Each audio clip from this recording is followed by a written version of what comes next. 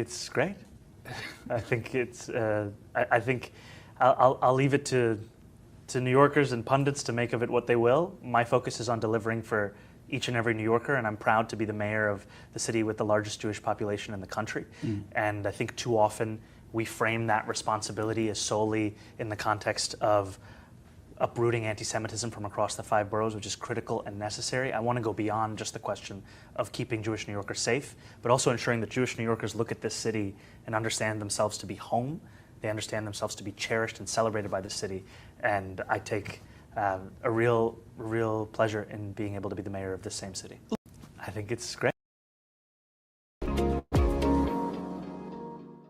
For decades, one assumption has dominated political discussions in Washington, that American Jews speak with one voice on Israel, that the so-called Jewish lobby is united, and that support for the Israeli government is almost unanimous among Jewish Americans.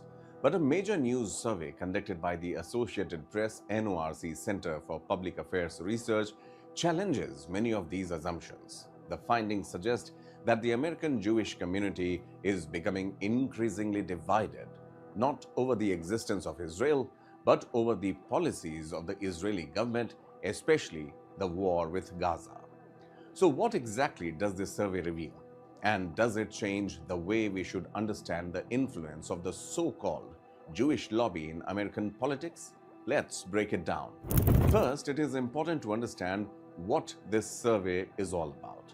According to the Associated Press NORC Center for Public Affairs Research, more than 1,000 Jewish adults across the United States were surveyed between June 11 and June 17, 2026.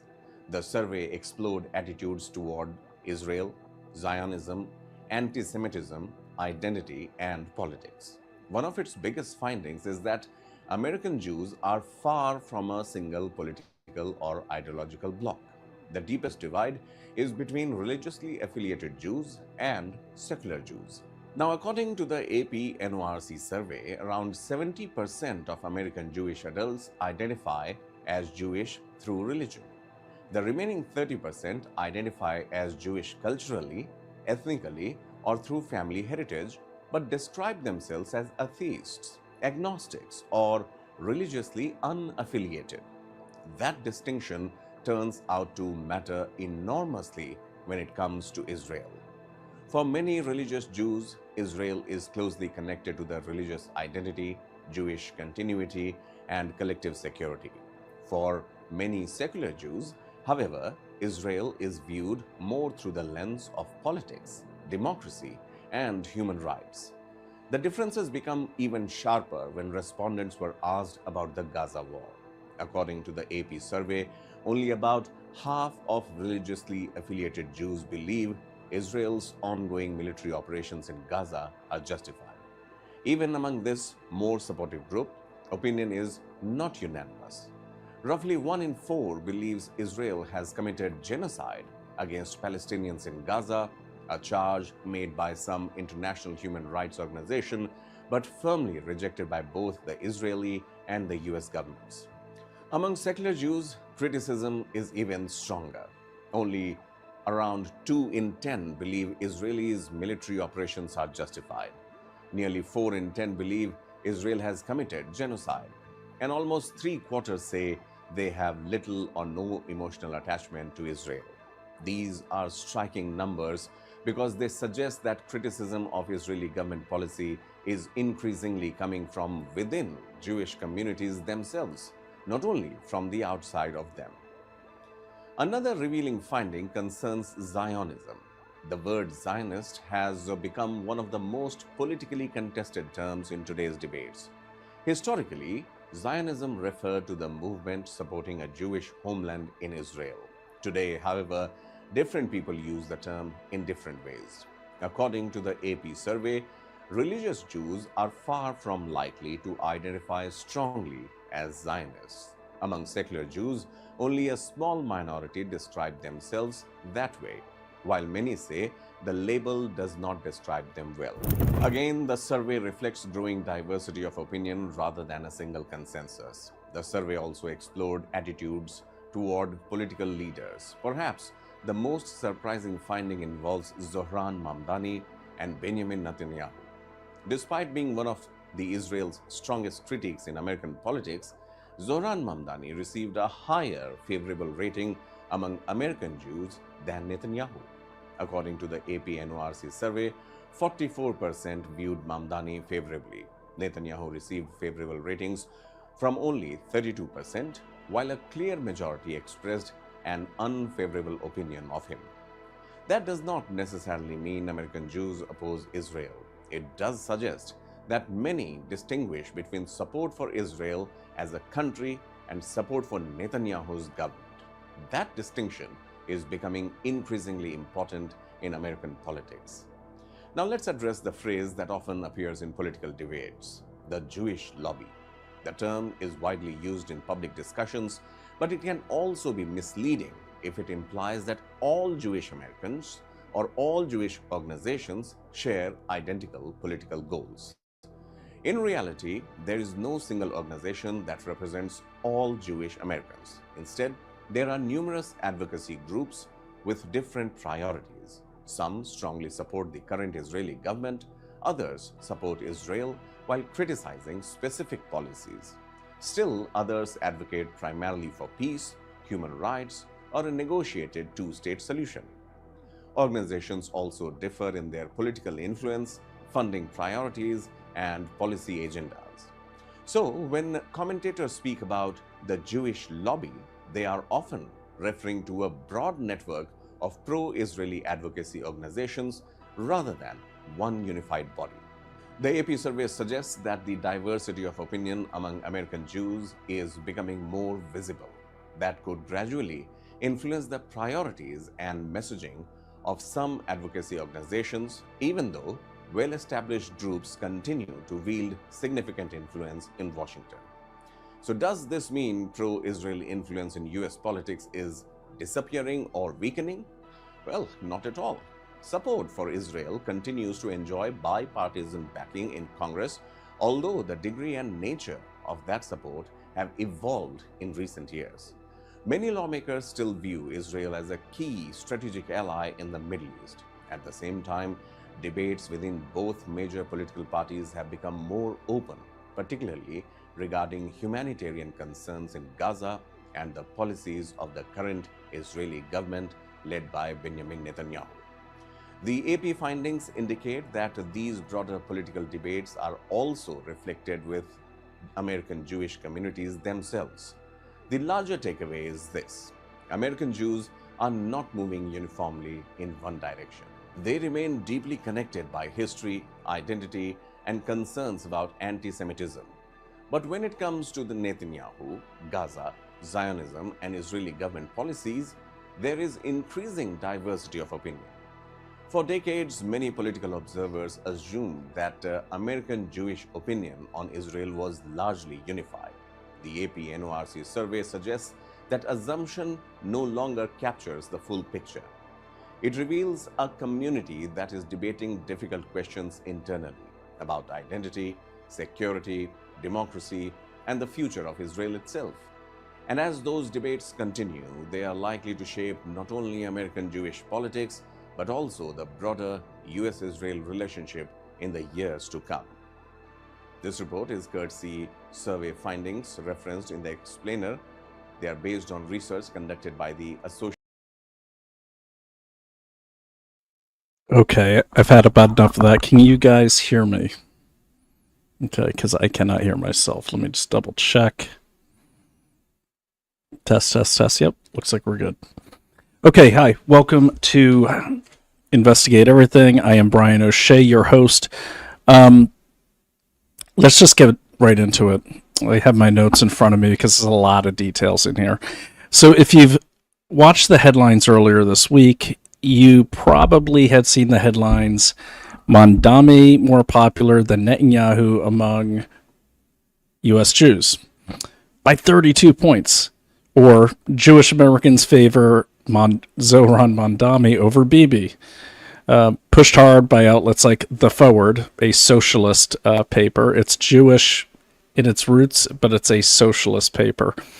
Mediaite, which was formed by a former ABC guy who is totally left-wing, and, of course, Newsweek, who just kind of follows the crowd at lunchtime. So who's the source of this headline? Where did they get this? Well, they got it from the June 2026 AP-NORC poll. Basically 3,040 U.S. adults with an oversample of 1,022. I'll explain what an oversample is in a second, of Jewish adults. Top lines show Netanyahu with a net unfavorable of around 27 among those respondents, while Mamdani sits at a slight positive. Okay, I'll stop right there. When I saw this headline, so basically what they're saying in this poll, let me call it up for you. Actually, let me call up I'm going to call it my Substack here, just so you could follow along with that. But basically what they're saying in this poll is that Mamdani is more popular with Jewish adults in America than Netanyahu. Now, I kind of got a script here, but I don't want to really follow it, because my reaction when I saw this was anger.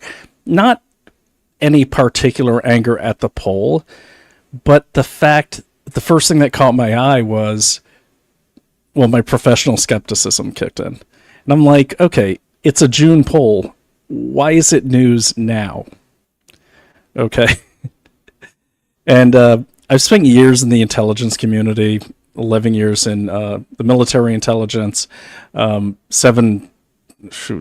9 of those with special forces intelligence, kind of like assessing situations, reading patterns, that sort of thing, trying to keep my bros safe. And the first rule when you're looking at intelligence is you never trust a headline until you've torn apart the sample. What is a sample? We're talking about surveys. So what is a sample? I know all of you know this. I'm going to explain it for those that don't. A sample is a portion of the population that represents that percentage of the population. So, for instance, there's, about 330 million people in the United States. Obviously, a polling company cannot interview every single one of them, not to mention all the illegal aliens. You'll never get them. So you got to do a sample. How do they get that? What's that sample look like? Well, let's say they want to get an interview that's a portion of society. And let's say, just for the sake of math, 50% of the people in America are white males and females. So they will get, let's just say, 500 males and females that are white.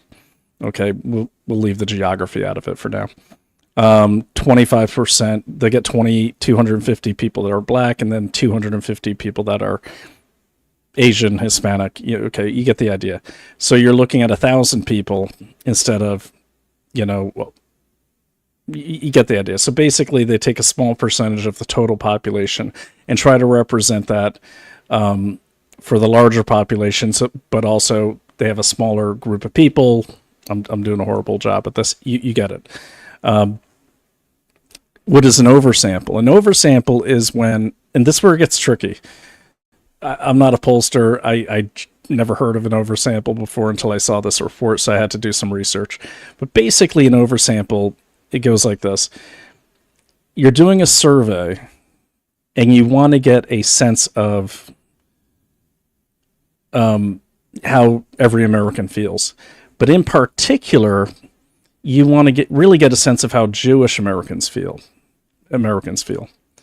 So you oversample. You get your numbers. You get your 20 Jews, your 20 blacks, your 20 whites, your 20 Asians, and then you double down on the Jewish side and you increase that by a certain percentage.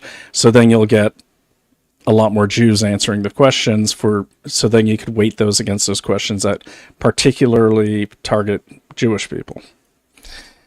And that's what they did in the survey. So in the survey, basically, there were, let me share this with you here. Okay. All right. And this on my Substack, you got the thing right there.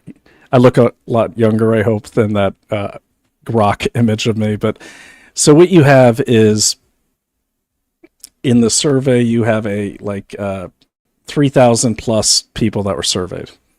Of those 3,000 people, you roughly, so 3,040 adults, U.S. adults, and an oversample of 1,022 Jewish adults. That's how they classify it.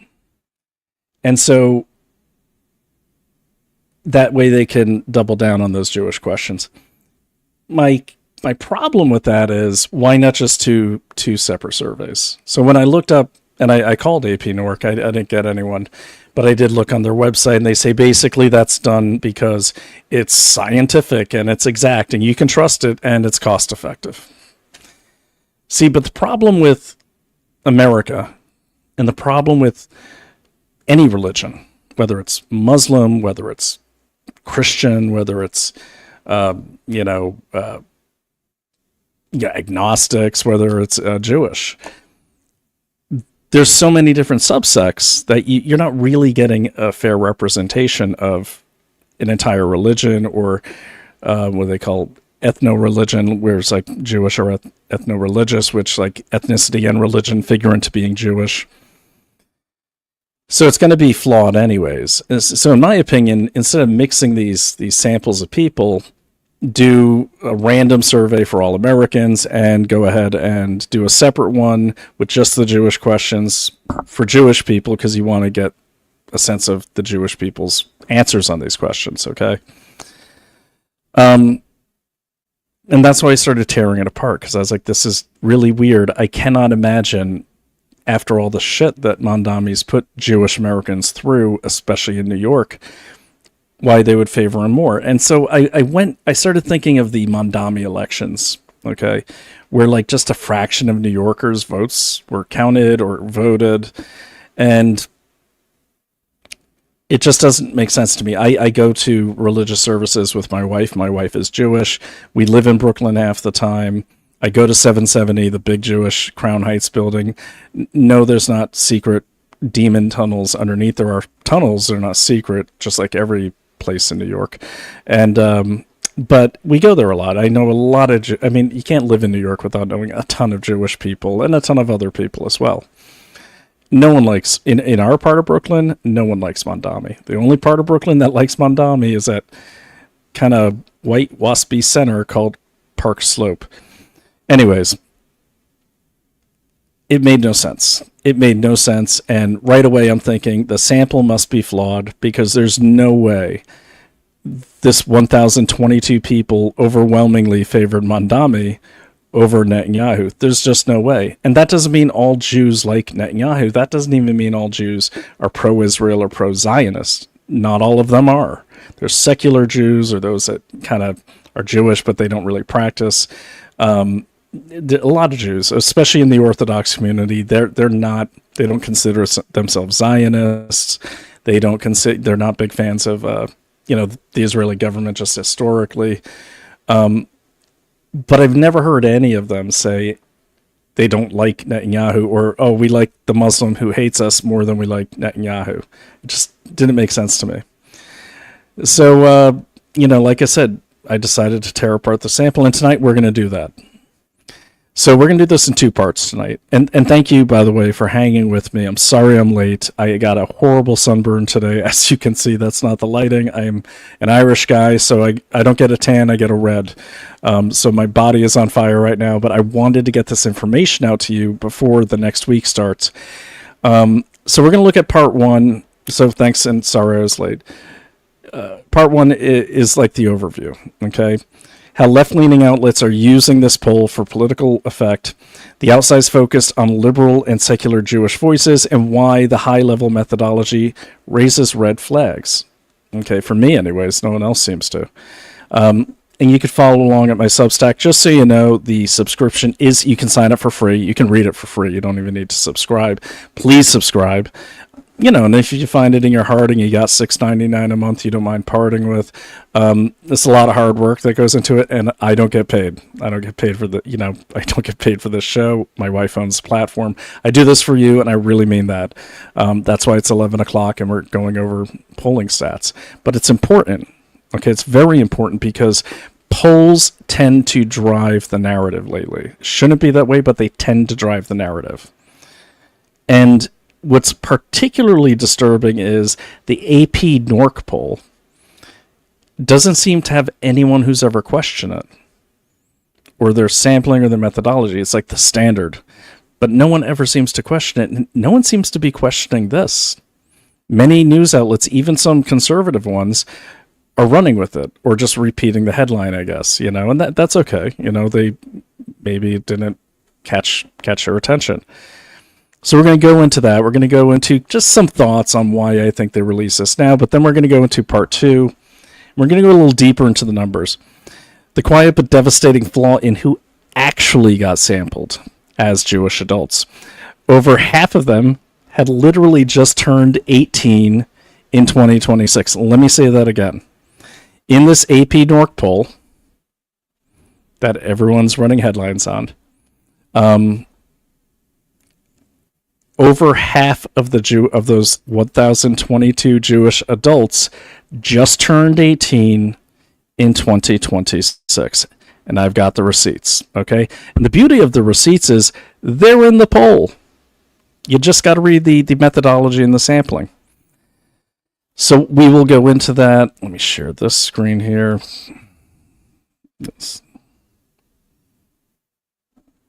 Okay, here we go. All right, this is the poll in question. If you just type in, you just look up AP-NORC poll, it'll come up. And a couple things I want to point out about that One India article that we just listened to. I don't know what India is doing, okay? I mean, it's like that was the worst news coverage I've ever seen. First of all, they were showing a poll, and they were showing those questions about eating shellfish and everything. That doesn't appear in this poll. You can go over and scroll for yourself. It's not in this poll. None of those questions are that you were seeing. That was for effect. I get it. But then the only pictures they were showing of Jewish people made them look like crazy people. Did you notice that? Made them look like crazy people. Those are fun celebrations. I've been to a lot of them. Most of those images are actually not American Jews. They're Jews all around the world. So maybe they were trying to show diversity. I don't know. But I found that really troubling. It was just really crappy coverage. And look, I don't expect the news pundit or the talking head there to really dive into this. He just reads what's on the card like Ron Burgundy, so I won't hold it against him. But we're going to show why this poll doesn't measure opinion. In key ways, it helps manufacture a narrative. And why, in a propaganda-afflicted era, understanding exactly how organizations structure surveys and choose whom they send them to is critical. And yes, I mean send them through to. Most surveys, especially by AP-NORC, according to their own methodology, are sent to people, they fill them out, they send them back. Most of the people they survey, they've surveyed before for other things. Okay, and that's really what we're going to get into today. And just so you know, my camera's blinking, which means I somehow just activated the auto track, so it may move around a little bit. So look, stick around. This one really, really matters. Okay, but before we go too far, let me just talk to the comments really quick. I see a lot of people are here. Thank you. So late and, wow, so many people. Okay, so I put some of these up on the stage. I'll put more up on them again. I can't stand that psychotic smirk. I can't stand that psychotic smirk. By the way, Argentina is leading Switzerland 2-1 in overtime. I love Argentina, by the way. It's one of my favorite countries to go to. Even when Christina Kirchner was in charge, she's that kind of. I think she was sleeping with the Venezuelan president at one time. Not Maduro, but the guy before him. She was crazy. That's a great. I should really do an episode on Argentina and where it's at. I like their leader now. But that's great. Congratulations, Frank. It sounds like you're rooting for Argentina. So I don't follow soccer, but that's awesome. And I'm good for you. And I hope you put some bets on Kalshi for that. They're not a sponsor, but I hope you did because I like Kalshi. No more popular among Jews with an IQ over 50. The Susan Olsen. The Susan Olsen. Susan, you're not far from the truth because some of the questions you kind of need an IQ to answer. And with more than 50% of the Jewish adults being 18 recently, they haven't even had a job yet. Okay. I was trying to find clips where they don't even know who Netanyahu is. But look, what do we know about 18-year-olds, especially in the city? And more than 50% of all the people AP-NORC polls, they come from urban areas, mainly LA and New York. They all think socialism's great because they're stupid, and they're uneducated in communism because it's not taught in our schools. And they all think Netanyahu is great. Why? Because he makes them feel good. Okay, and he doesn't make them work, and he's going to give them free stuff. That's why they like him. That's what all kids like. Everyone likes free stuff. They don't understand economics. They don't understand where things come from. They don't understand why, a smaller country is constantly at war, who is not, I don't think, in some sort of expansion plan, because they've actually ceded more territory than they've acquired in their history. So, but they don't understand a lot. You can talk to most 18-year-olds, except for, you could talk to my 15-year-old. He knows more than most 18-year-olds on the streets of New York. So anyways, I lost my train of thought. But yes, more pop. So the reason I say you're spot on, Susan, is because that bracket of 18-year-olds scores the lowest on understanding the economy. And that was one of the questions in the poll. Okay, so Frank says, I know Mamdani is popular with NYC liberal white women. He's not popular with Italians. No, he's not. Or Irish, or Jews. And, or who else did he miss? So what Frank is talking about, if you weren't paying attention, is to this. And you should pay attention to New York City. And even if you don't live in New York City, because it's 10% of our GDP, all our financial centers are there, our key stock exchanges there, some of our major ports are in that metro area, and it's a huge population center. And it's, it is our kind of like our financial capital. So that's why it's important. If New York City fell, and I've run the numbers on this, we would survive. It would diversify power. But right now there's so much power concentrated in New York City that it does matter. And it does affect you, even if you're in South Dakota. I'm going to do an episode on that because it's fascinating. I watch some people who kind of project that stuff. So it matters. And it also matters because the New York Times is like the paper of record. Okay, and the New York Times is controlled by whoever's in power in New York. That's a big deal. Okay, when I say paper record, it's kind of like for most people who are not really digging into things like we do, meaning this audience and myself, they see the New York Times, they're like, well, it's the New York Times. They said it, it's got to be true. One of the most biased papers ever. It's like Pravda now. Okay, then we're going to get into part two. We're going to get into that flaw with over half of them being 18. So yeah, stick around, man. It really matters. We're going to do it. 3-1 Argentina. Thank you, Frank, for the update. Hear you. He can hear me. I knew it. Fake poll. Not a fake poll. It's not a fake poll. Its sample is flawed. And if your sample is flawed, the numbers aren't fake. That's how people really answered. But it's not representative. It's not an accurate poll. So I wouldn't say it's a fake poll. They actually polled people. They didn't stick the numbers in there. But, it's fatally, in my case, in my opinion, fatally flawed, not just flawed. Because if you're doing a poll where, let me see, there are 3,040, 1,022 are Jews, that's 1/3. Where 1/6, maybe 1/5 of your people are 18, that's a fatal flaw. And especially with the Jewish sample, we'll get into that. But let's get right into it now. So I'll put my Substack back up. And definitely read this. Even if you don't do a paid subscription, it's worth a read. That's why I leave these things open to people. It's important, to share this. Come on, work. There it is. Okay, so let's start with the headlines themselves. Okay, you saw the headlines. It was July 7th when the story came out. Granted, this poll was done June 11th. I don't know why anyone didn't report on it then. Stories exploded, claiming American Jews now view Zohran Mamdani more favorably than Benjamin Netanyahu, the Prime Minister of Israel. The Forward led with it. Mediaite called it the whopping 32-point edge, and Newsweek amplified it, and then many others. Even AR-15, I was really surprised at them for not checking things more thoroughly.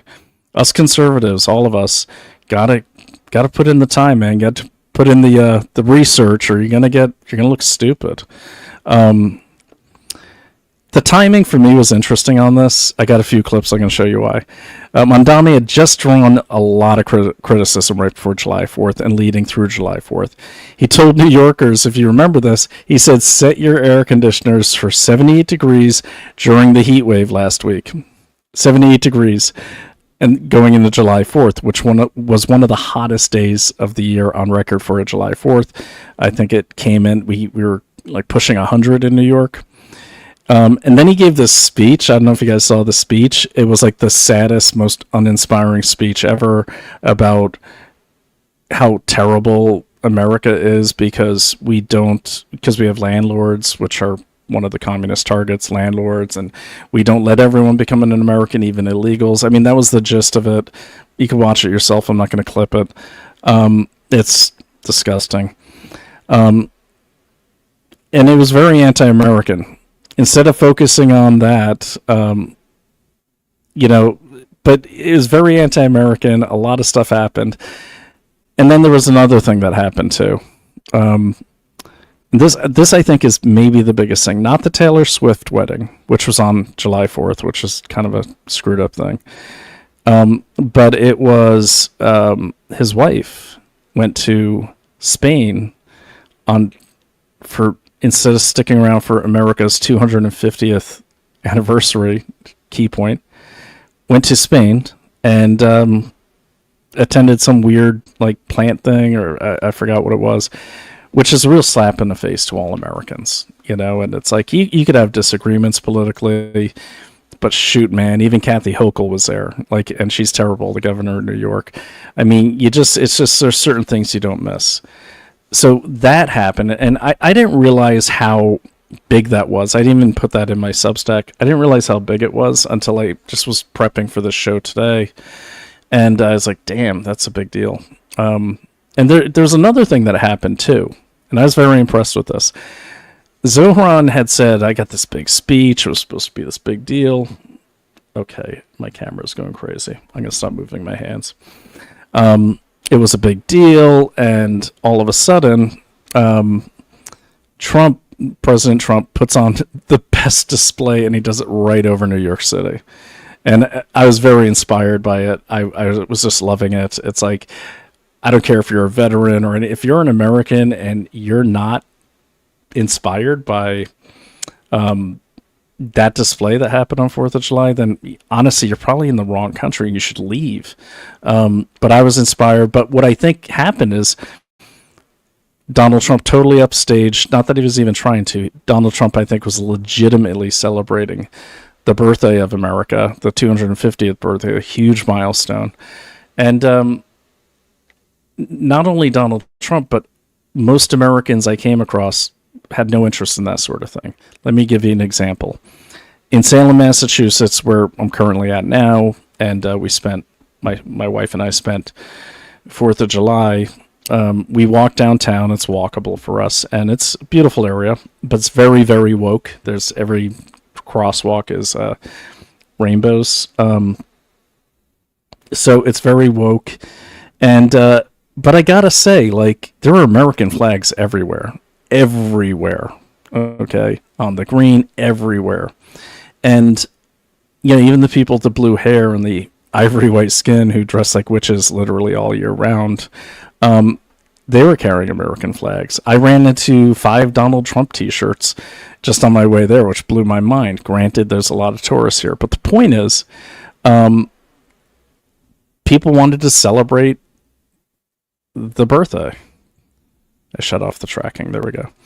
They want to celebrate the birthday of America. They're proud to be Americans. Even, believe it or not, even a lot of liberals are proud to be Americans. Yes, they say and do stupid things and dress in funny ways and can be hateful and and the ones that are really violent, they need to go away, go to prison. But, by and large, this is, I'd say, 90% Democrat town. A lot of young liberals. I mean, it's Salem, so the witch trials. So you can imagine what kind of people that attracts to live here besides myself and my wife.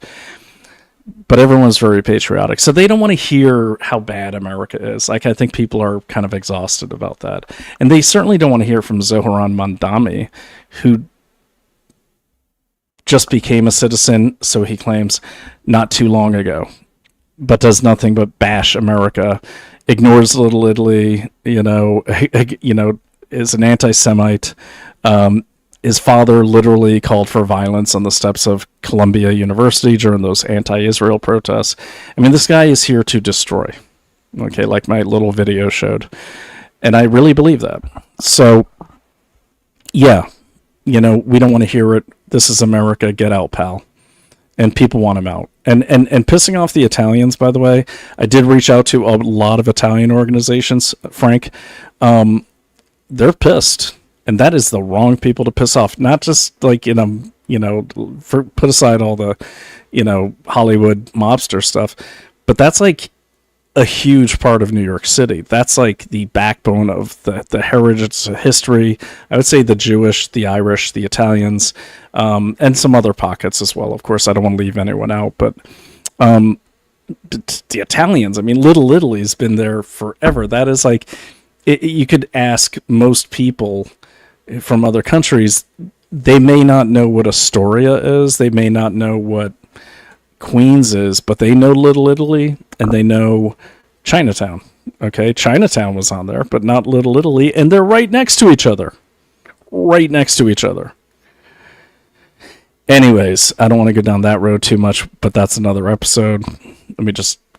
Frank, thank you for participating here. The speech with a backwards desk of George. Yeah, I know. I can't get sidetracked, but these are important things, and we're going to talk about them on another episode.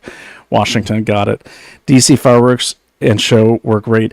And I want to point out, Frank, that the weather cooperated again. I don't know if you saw on Donald Trump's birthday when the MMA fights are there, but the clouds literally the storm clouds went around DC. I'm not making it up. Check it out on, the Weather Channel. It was pretty amazing. Okay, so yeah, thanks for bringing that up. Okay, so let's get into it. But first, before we get into it, the good juicy stuff, because I don't want to take away, I just want to tell you about Daily Clout and our affiliation with the Wellness Company. It's incredible, the Wellness Company. They've been a sponsor for a long time. I do want you guys to check out everything that the Wellness Company has going on. Lately, Dr. Harvey Risch, who's a good friend of mine, he's the chief epidemiologist at the Wellness Company. My mic is not cooperating here. They've started doing the ivermectin and mebendazole, and looks like it has some signs that it could be fighting cancer, possibly curing it. We're not that far along yet, but they did a series of trials at Dr. Harvey Risch, who used to be, one of the top guys at Yale Medicine, and of course he was called a quack during the pandemic because he questioned the vaccines because he's a freaking genius. Well, he's looking at this and he's saying these are huge positive signs. Well, the Wellness Company sells all this stuff. They sell these compounded, already FDA-approved, type of treatments and drugs. Check them out. I love the Wellness Company very much. You could go to dailyclouthealth.com. You're going to save $60 if you use that code. Let me get the banner up. But you're also going to you're going to get free shipping as well, which is a big deal. I keep a Wellness Company pack in every single house. I've got my doxycycline. It's all pre-prescribed. You just call up, you get your prescription, you talk to a real doctor, you get it, and you get a ton of pills, and then you don't have to go to the doctor every time you get like a tick bite or anything like that. I fear my microphone's going to stand if I'm not careful. There we go. Check them out. Let me get that banner up there for you guys. But yeah, please go. And by the way, these are like the sponsors here. These are the sponsors that keep us going. Okay, so go to dailyclouthealth.com, use the code dailyclout to save up to $60 off and free shipping. So there we go. All right. Back to the Mamdani thing. So he had a lot of bad things going on. The wife thing was really, really bad. And I think this next clip really shows it. So think of the movie Wag the Dog with Robert De Niro. Can't stand Robert De Niro, but it's a good movie. Don't like Dustin Hoffman, but it's a good movie. And as a guy who worked in propaganda, allegedly myself, for quite some time for a certain place, I can say it was a pretty good movie. Okay, but if you don't know Wag the Dog, the whole premise is the president at the time had slept with a candy striper or something like that, or some young lady in the White House. It's fiction, supposedly. And he had a problem. He's like, okay, this isn't going away. They're going into like the primaries. So they call in Robert De Niro, who's obviously the CIA covert influence guy. And they come up with a way to spin it. How do we distract from this story? And so they create a war in Albania. Okay, and they go deep. They go into they insert it into the press conference. When one reporter's like, "Oh, what's going on with Albania?" Well, my source is like, "Albania." No one said Albania, and then it gets rolling. And then they created like this hero character with Woody Harrelson. The whole thing is just made up. But it's a great example of stuff that really happens in politics, and it really does happen. So when I saw this poll, I started thinking of Wag the Dog. I'm like, what weird timing for a month-old poll to come out now that Mamdani is facing so much criticism, and he is. New Yorkers hate him. The Italian Little Italy thing happened afterwards, but still, that story is getting pushed, and it was broken by The Forward, which is a, admittedly socialist newspaper by their own admission. And by the way, guys, Haaretz, the other Jewish publication a lot of people quote, total left-wing, anti-nationalist, anti-right-wing in Israel. So just be careful about your sources. Just like America, Israel has lots of newspapers. Some are right, some are left, some are center. You gotta read them all or avoid them all. Okay, but let me show you this clip because this is what started happening right away. So and then the other thing that happened too is Mamdani tried to send a representative to go talk to Iranian officials over in Iran. Like, what? Let me run that story first. Fire after Zohran Mamdani's International Affairs Commissioner reportedly made plans to meet with Iran's UN ambassador earlier this week. The timing could not have been worse. And the New York Post reporting this, the scheduled meeting, mayor's office is under fire after Zohran Mamdani's New York City. Correction, they weren't going to Iran, they were going to the UN, which is in New York, obviously. Sorry about my bad editing. Revolutionary Guard General Here we Qasem go. Soleimani conference today. Watch. That meeting did not take place. UN ambassador earlier this week. The timing could not have been worse. And the New York Post reporting this, the scheduled meeting would have unfolded after Iranian troops fired missiles at 2 commercial ships traversing the Strait of Hormuz. An action Monday in direct defiance of an interim peace agreement between the U.S. and Iran. Mayor Mamdani was asked about this at a news conference today. Watch. That meeting did not take place. It will not take place. And I did not know about it until there was a press inquiry regarding it. And when it comes to the work of our commissioner and our international affairs office, it's to ensure that as we are a city of the world, that we are also there to meet with leaders from across the world. The focus is always on our city and our. You're not a city of the world. Recognizes that this was made an error, and we're working on a new process in terms of new meeting requests. New process? What about competence? Well, this comes as the Wall Street Journal reports Israel warned the U.S. that Iran hatched a new plan to assassinate President Trump. Iran has repeatedly vowed to retaliate against our president for ordering the killing of Iran's Revolutionary Guard General Qasem Soleimani. President Trump reiterated that this week. I just want to say before President Trump talks, I heard the normal, I call it Candyland because it seems to be all the people that like try to amplify Candace, like the village crazy lady, some idiot named Mel, Ryan Matta, who's a moron. I didn't see these comments. I don't know if they were there, but I could imagine them saying, "Oh yeah, Israel told you, so that doesn't mean it's real." And I was laughing because the lady has a sign that says, "Hey Trump, we will definitely kill you." You know, whether or not someone inserted that sign, wrote it up for that lady, it looks like an American wrote it. It's Iran. Of course they want to kill him. He's bombed the hell out of them. So I thought that was funny that sign. It's not funny. I mean, it's serious advancement. People have tried to kill him a lot. And really, let me just say, I'm not naive. I know there's false flags sometimes. I don't think any of the assassination attempts on Donald Trump were false flags because there's no proof of it. With me, if the facts aren't there, you can feel a certain way all you want, but if you don't got the facts, it's just a feeling. Okay, let's keep going. They've been in trouble for 47 years, and we took out their first set of leaders. We took out their second set of leaders. They want to take out the U.S. leader, me. I'm on every list. I saw things this morning. I'm on every single one of their lists. And so far, I guess I've been a little bit lucky, but that maybe doesn't last very long. The president told the Post today, quote, "I've left instructions, if anything happens, to just literally bomb them at levels that they've never seen before." I love that.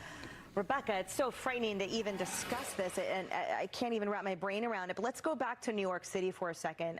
You have to be a pretty special form of, I'd say, incompetence and blindness to have that happen under your watch. Well, okay, except that according to the City Journal, who saw some internal messages from this commissioner to Mamdani's internal staff, that they were to take meetings with foreign leaders who, quote, are in political alignment / leftist.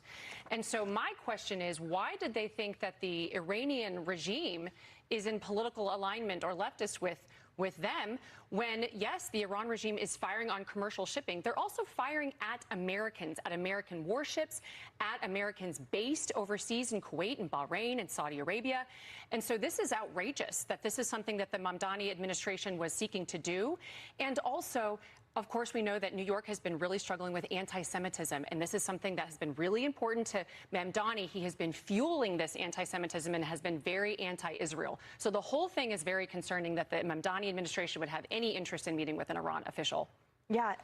Ari, walk us through the concerns that the White House would have to with your experience. Involving New York in the meeting? Yeah. Well, first of all, I totally believe Mayor Mamdani. I'm certain that his Commissioner for International Affairs, he was going to meet with the Iranians to help them find the best bagels in New York City. I am certain this is going to be a friendly, come to New York, we love you meeting. That's what it was about. I mean, I just can't imagine Zohran Mamdani wanted to have a meeting with people who say death to America, death to Israel, for any other reason than to be nice. I mean, what you just said is exactly right, Rebecca. This was politics. This is what they believe in. This is who they seek out to have a sympathetic view and sympathetic ear with. This is frightening. This is not what New York should be doing. And then the mayor lies and covers up. He sounds like Graham Plattner, denying the reality that's right in front of him, and which is why his staff feels they're licensed to go out and meet with the Iranians and talk to the Iranians. I wish the meeting took place. And that way we could have demanded to know what they talked about and hold the mayor to account for it. It really is too bad that they stopped it before it happened, because that is what really motivates these people. There really seems to be this sort of like weaseling that happens here, Lisa, where the mayor gets away with things by smiling and denying. And, remember, it took them, what, three times to get a paycheck out to NYPD officers. And it's always, oh, I'm sorry, there was an error. Like, it seems really mealy-mouthed here. But at the end of the day, it's New Yorkers whose safety is being compromised, let alone our nation's security that's being compromised if this were to happen. I mean, I can't be the only one asking whose side is he on in all of this, right? And you would think, wouldn't you know if your international affairs commissioner is trying to meet with Iranian officials? Isn't that something that you should know as mayor? And why would an individual be trying to meet with Iranian officials? But, you go down the list. You also look at some of the tweets and the various things that his wife has liked surrounding the events of October 7th as well. Starts to paint a little bit of a picture. But even going back to the Biden administration, and Rebecca's going to know about this, you've got Robert Malley, who was the envoy for Iran for the Biden administration. He had his security clearance revoked from him, also was under FBI investigation. You had another top official who is part of the Iran Experts Initiative, which Semaphore had reported about government leaked emails where Iranian officials and government officials were coordinating with individuals in the United States that were part of this initiative to try to shape public opinion here in the United States and the West more favorably for the Iranian regime. So whose side are some of these people on? It certainly doesn't seem to be America. Yeah, just pointing out. Right you on, pointed sister. This out too. Mamdani says, I wasn't informed about this meeting, and apparently she has been reprimanded. But my question is, you should know what your staff is doing. If someone on your staff takes a meeting with Iran and the mayor doesn't know, it seems like you have a lot of other problems. I thought the same as you when I saw the internal document about cozying up to leftist regimes. We've actually seen that from Mamdani. He tried to meet with the Colombian president, Petro. The State Department intervened. That didn't happen. Petro was at a rally with him at one point in September. So he does cozy up to the left. But what's interesting is the diplomatic mission that this woman was a part of says that they want an equitable and inclusive society. And when you think about Iran, it is not that. And I think about 22-year-old Mahsa Amini, who I bring up repeatedly on this show, who was arrested by the morality police, beaten, and then in Iranian custody was killed. And she is one woman of many. Tens of thousands of Iranian citizens have lost their lives. So if you want to be equitable and inclusive, you're doing the exact opposite by taking a meeting with Iran. You should know better. We are the freest country in the world, the best country in the world, and you're cozying up to someone who kills young Muslim women, people you purportedly say you care about. Amen, sister. Like, God, I miss her as the press secretary. She was awesome. Yeah, so they all make good points. And I let that run, even though it's a long clip. I let that run because, that's exactly how I felt with the whole thing. First of all, you didn't know. Come on, dude. I wish this guy would just stop lying. And I certainly wish someone would tell him that earth tones with that suit are terrible. Yeah, he's a moron. I also don't think he's really that much in charge. And I say that because I don't think he has much control over what his wife does. I'm not saying you need to have control like you're some Iranian, but what I am saying is that she is the first lady of New York City. He's in a very important position, and she shouldn't be running off during America's 250th anniversary to attend some weird rally, which we'll see in the next clip. But back to the poll. Actually, before we get to the poll, we'll just keep going here. And on that note, there's just so much bad press, and this guy is honestly holding on. I live in New York half the time. I go all over Brooklyn. I walk. I'm over 50 now, so I'm into counting my steps. I walk 2 miles every time I take the poor dog out, and he's a little guy, so it's tough on him, but makes him stronger. But you're hard pressed. I mean, in my area of Brooklyn, which is Little Caribbean, you're not going to find anyone that likes this guy. As a matter of fact, I put up a tweet back in October that I took when I got out, parked my car, and got out to get to where I was going. The whole wall was covered with "Get the F out of our city. We don't want you here." Whatever. Unfortunately, there was really no one that great running against him. That honestly, I didn't want to vote for any of the three candidates. I would have voted for Sliwa, just Siwa, the guy with the beret, just because he's at least not Mamdani. But still, there weren't a lot of good choices. Okay, but again, back to this poll. This poll was, first of all, the poll was not about Mamdani and Netanyahu. They're only in one question, as I'll show you. So why this headline? And then I landed on this really well put together video. Then it made sense because I did not realize his wife's trip was such a big deal. And by the way, Kylie McNamee, if I said that correctly, what she said at the end there was very important. Mamdani had been interviewed in 2025 about Israel, where he said he would arrest Netanyahu if he came to New York, which he can't legally do because the International Criminal Court, whatever it is, had said they put out a warrant for his arrest, which is ludicrous. And Mamdani said if he was mayor, he'd arrest him. He wasn't mayor yet. And he also said, when he was asked by Mehdi Hassan if he was against Israel, he said, well, I'm for countries that have equity for their citizens and treat everyone the same. But none of the countries he represents, or kind of seems to fawn over, practice any of those things. As a matter of fact, he was a rich kid in Uganda. He had house servants. They're a rich family in Uganda. You're telling me that his whole staff of all the Ugandans that cleaned his toilets and mowed his lawn and probably God knows what else, that they all sat at the kitchen table and they all had dinner together. The guy's full of it. He's full of it. He's a champagne socialist. I don't even think he's a real Muslim, and his Arabic is terrible. I know because I speak Arabic. But anyways, this one last clip, and then we're going to get into the poll as promised, okay? But I think this is the thing. I think this is the story that sparked the coverage of this poll, okay? This 1-month-old poll. Rama Douaji, now at the center of one of the biggest political controversies in America. As the United States celebrated its historic 250th anniversary, a completely different story began dominating headlines. Instead of attending America 250 events alongside New York City Mayor Zohran Mamdani, Rama Douaji reportedly flew to the Spanish island of Majorca, where she was scheduled to take part in an Islamic spiritual wellness retreat. According to the New York Post, Douaji was spotted at Newark Liberty International Airport before boarding an 8-hour flight to Palma, Majorca. The images quickly spread across social media, triggering an intense political firestorm.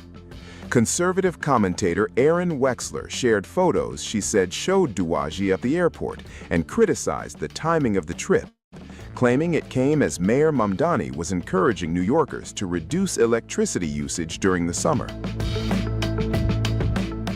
Reports say Douaji was traveling to an exclusive, sold-out Islamic spiritual retreat organized by the Women's Sanctuary.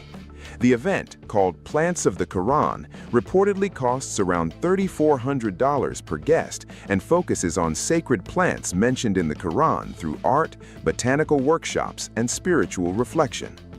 Douaji isn't just attending the retreat, she serves as the organization's artist-in-residence and one of its hosts.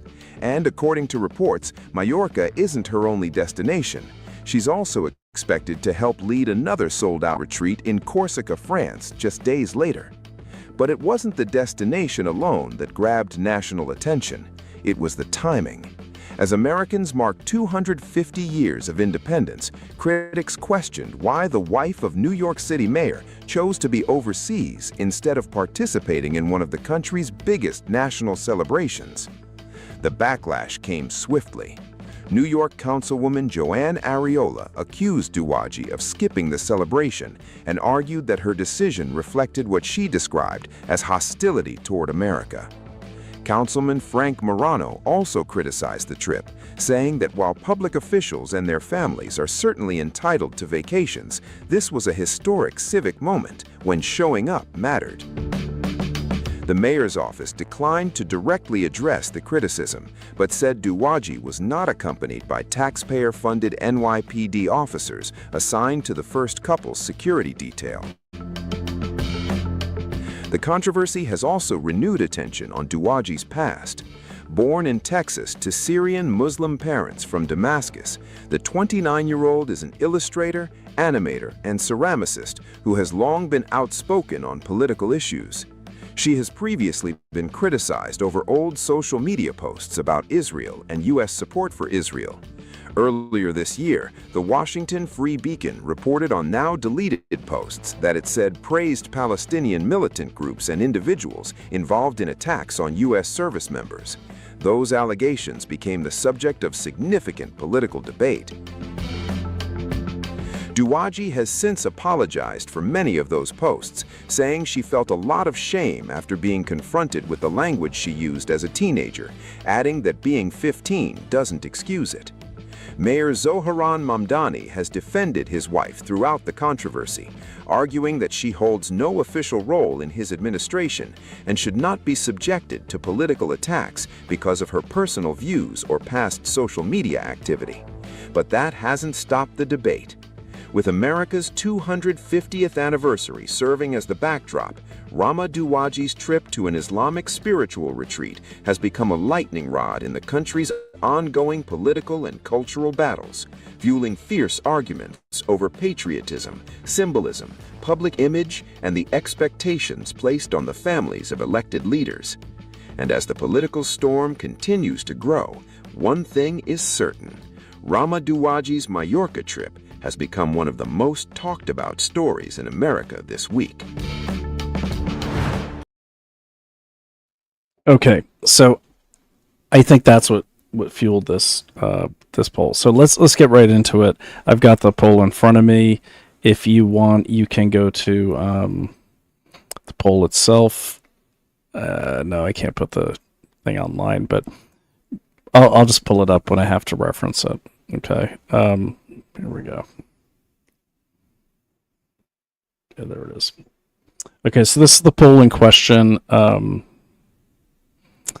And this is the AP-NORC poll, and I could not find any bad press on this poll. And we'll go right through this. Okay, here's the questions, but basically, the poll itself, Frank, is it's real. It was run on June 11th using their probability-based Amerispeak panel with a deliberate oversample of Jewish adults to get reliable subgroup numbers. That's the kind of the standard practice for a small population. Jews are roughly 2% of the U.S. adult population. Here's where it gets slippery. The survey asked about Middle East issues. Trump and slipped into favorability question about Mamdani. So let me show you that. So it says, overall, do you approve or disapprove of how Donald Trump is handling his job as president? If you had to choose, do you lean more towards approving or disapproving the way Donald Trump is handling his job? Would you say you approve or disapprove? Okay, you get it.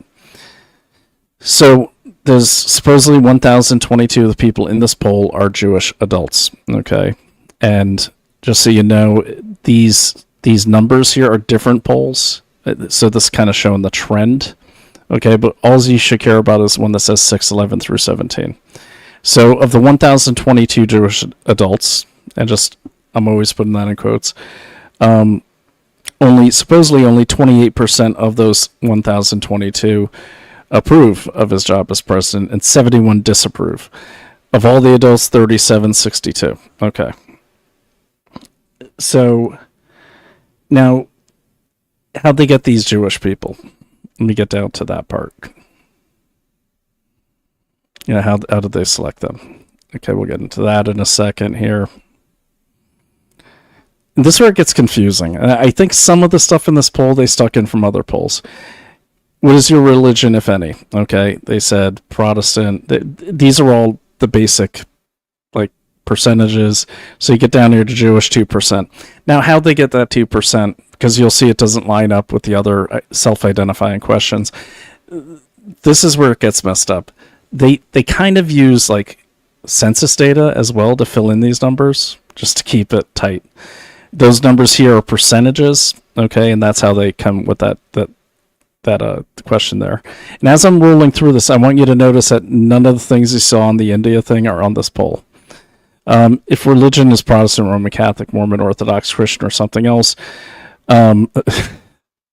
36% said yes, they're religious, basically.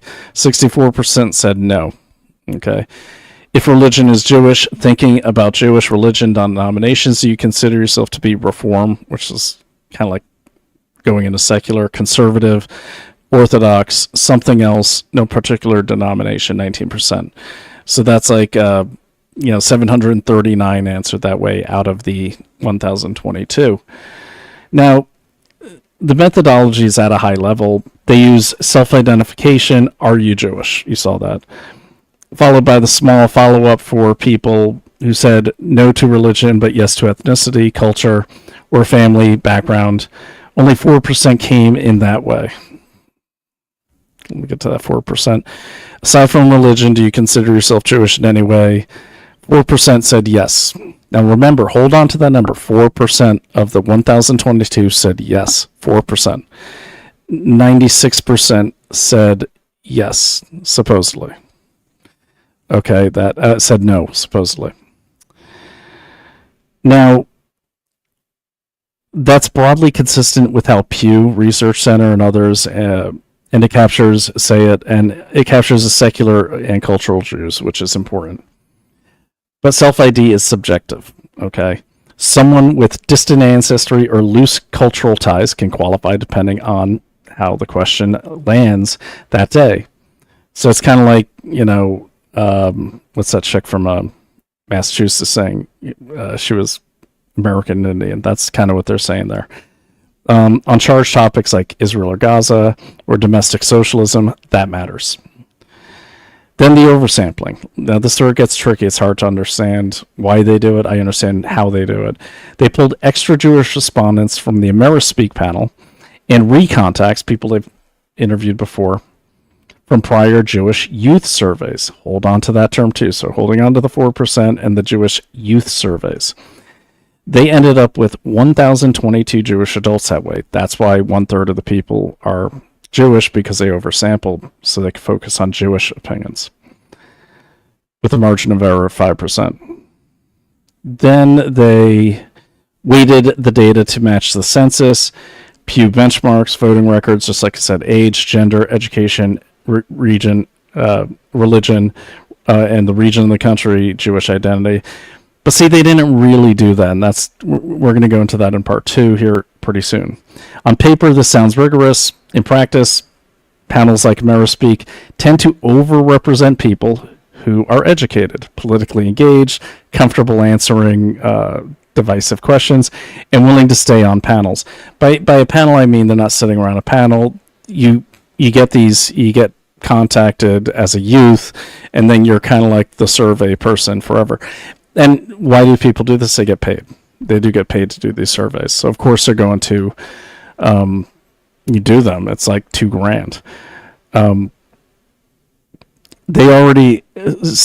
It already tilts leftward among Jewish respondents because most of them are urban, higher education, and more liberal. And that's not to say us conservatives aren't well educated, but if you look at like just registration data for votes, left-wing people or Democrats, they have a higher percentage of higher education. That's just a fact.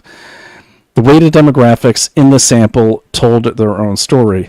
Older on average than the general population in some cuts, but heavily Democratic, 59% lean Democrat in this thing.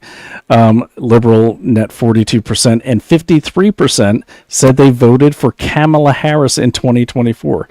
This mirrors the broader trends among highly educated urban Jews, but it also aligns perfectly with the groups most critical of Netanyahu and most open to figures like Mamdani. Let me show you how often you attend religious services. Okay. All right. How important is the following issues? And you can start seeing those problems right here. Okay. Is the economy is important to everyone? Okay. That's not the problem I was talking about. So, immigration, extremely very important to 59% of Jews. That makes sense. That's fine. They don't really specify immigration, like what part of immigration, illegal or otherwise. Healthcare, we don't need to go into that. Foreign policy, we don't need to go into that. Climate change, even the questions are like left-leaning. Climate change is extremely important, not to the Jews I know, because they're educated. And they have decent IQs. Okay, so here's where we get into it. So I want to point out to you that here we are on page 14 of this survey. That's when you finally get to these kind of popularity contest questions. For each of the following, please indicate if you have an unfavorable or favorable impression. If you don't know enough to have an opinion, you can say that too. Donald Trump, the Jewish adults of these 1,022 Jewish adults, 70% said very or somewhat unfavorable. Now, yeah, 70%. Now, keep in mind, I met Donald Trump in Bedminster, okay? And this is 2023, I believe. And I didn't meet him, like sit down, meet him. But I went to an event hosted by the Crown Heights Chabad, which is like the center of the Chabad world. Chabad is a community within the Orthodox community of Jews where, it's people go there. There's barbecues. There's Torah readings. I get a little sleepy sometimes because I don't speak Hebrew, but I like going. And super nice people. You may have seen Tucker Carlson's stupid coverage of Chabad like it's some sort of demonic cult. It's not. It's like Sunday school with adults. That's the best way to frame it. What's wonderful about Chabad is you could be Jewish or even non-Jewish from all over the world, and they will open their doors to you on Shabbat. Okay, you could go in there. I got a full tour of Chabad. I got to go into Building 770. I'm Roman Catholic. It was really wonderful. When we were walking to go to this rabbi's house, a rabbi we didn't know. We just called Chabad.org. And they said, here, call this rabbi. And we went there and we ate dinner all night and just had a great time. But basically, that's what Chabad is. Okay, so we're in the favorability questions. So we got 70% saying they don't like him. And again, these are old surveys, so they're showing the trend. Then they had Josh Shapiro, okay, and he actually did good. Only 21% of the Jewish adults said they were somewhat unfavorable or unfavorable of him. He's a liberal, of course, so that makes sense if it's a liberal-leaning sample, which it is. And of all the adults, which are also liberal-leaning, 21% said they like him. They did not like him. Zohran Mamdani, Jewish adults, 39% found him unfavorable, while 44% found him favorable. Of all the adults, 28% found him unfavorable, 27% found him favorable. So I want to point that out, and that's what the headlines missed too. I'm just catching this now. More adults on the overall survey, which is 2,000 people. So 2/3 of the survey actually found Zohran Mamdani unfavorable, whereas 27% found them favorable. And then it looks like a lot of people didn't answer. And then on another page here is Netanyahu. Now, why are there 3 Jewish people on the survey? I'm sorry, not 3, 1, 2. Yes, no, just 2, because it's aimed at getting Jewish opinions. Okay, there's nothing shady there. 59% found Netanyahu unfavorable, and 32% found him somewhat favorable.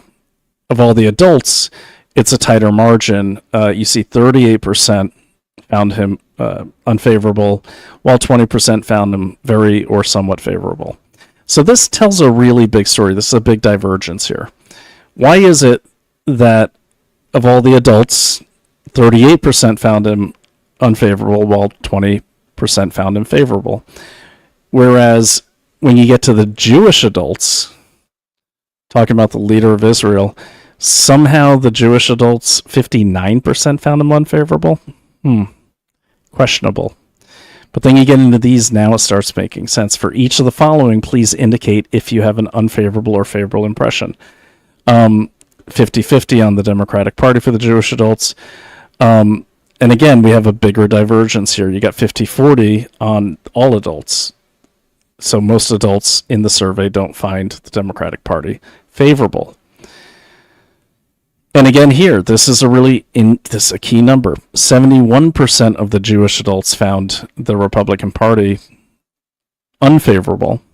28% found the Republican Party favorable. Whereas of all the adults, 51% found it unfavorable. 39% found it favorable. It's almost 50-50. It's like, 50-40, but still, that's a far cry from 71-28. Okay, so then let's get to Iran. Would you say that recent military action against Iran has gone too far, not gone far enough, or has it been about right? Okay, so the Jewish adults, 60% said gone too far, of course. 53% of the adults said gone too far. So that's 50-50 again. And then of the adults, it's almost 50-50 in like neutral or not far enough with gone too far. With the Jewish adults, you could see there's a huge difference. It's like 60-30 almost, okay? And we won't go through all these because I want to get to my big twist here.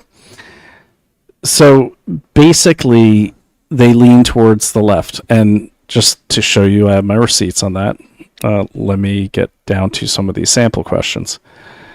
Okay. Get through those. Jewish adults, justified, unjustified.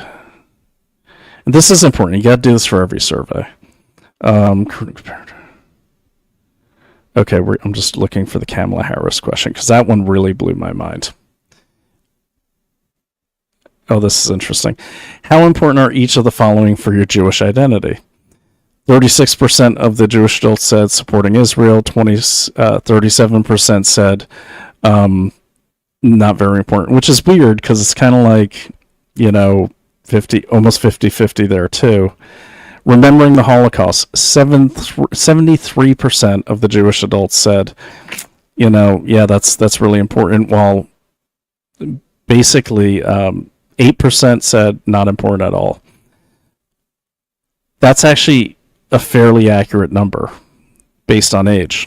I'll get into why that is. How emotionally attached do you feel to Israel? 31% said very attached.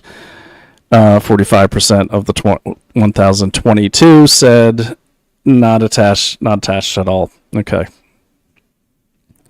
Since the Hamas attack in Israel on October 7th, 2023, have you experienced any of the following? Felt offended by another person's comments about Israel? Yes. No. Okay. 1144. And then here, this is where it starts telling the story. This is where the sample stops looking real and starts looking fake. Do you consider yourself a Democrat or Republican, an independent, or none of these?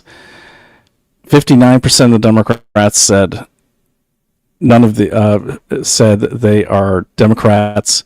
40% said no, they're not. Okay, and 40% of the adults said no, they're not. 30% says strong Democrat, and then 27% said Republican net.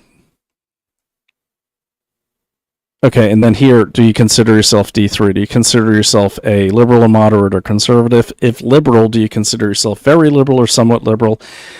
Do you consider yourself very conservative or conservative? So 42% said they consider themselves liberal. 23 of those said very liberal.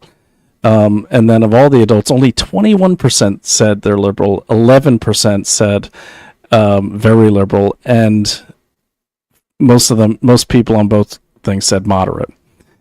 Do you consider yourself a supporter of MAGA? 16% of the Jewish adults said 16% said yes. 83% said no. Slightly tighter on the other side, but again, a lot of people don't consider themselves MAGA. A lot of people don't really know what it is. How would you describe the community you live in now? Okay, so you see here, 31% are urban, and then 58% are suburban. I would wager a lot of them don't know if it's suburban or urban. That's okay. Over here, urban area, 49. Okay, that's neither here nor there. Now, this here, I think, is a straight-out lie. Okay? Because they say here that 19% of those 1,022 Jewish adults are 18 to 29 years old.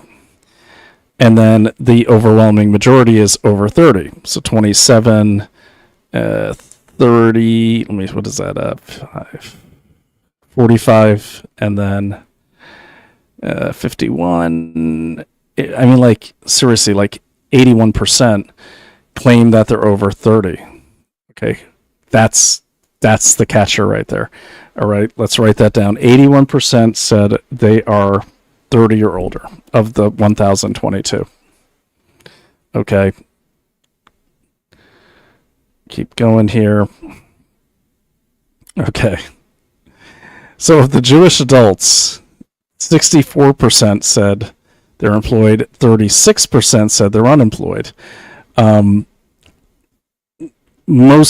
Just so you know, most Jewish men who even rabbis, that's employment. They consider themselves employed. That's their job. We'll get into the census in a second. Now, and then here, education, less than a high school diploma, 7%. Okay, now, one thing about the Jewish people is they greatly put a lot of emphasis on education. And 7% said less than a high school diploma, and then a whopping 18% said high school graduate or equivalent. And then some college. So we're right here, we're at 38, and then 45%. So 45% of the sample, almost half, said they have some college in a community of people that greatly value religion. And I'm always hard pressed to find any Jewish adult over 30 that doesn't have at least a bachelor's degree. Okay, but that's anecdotal, so it doesn't matter. We're talking about numbers. Here's the one I was trying to get to.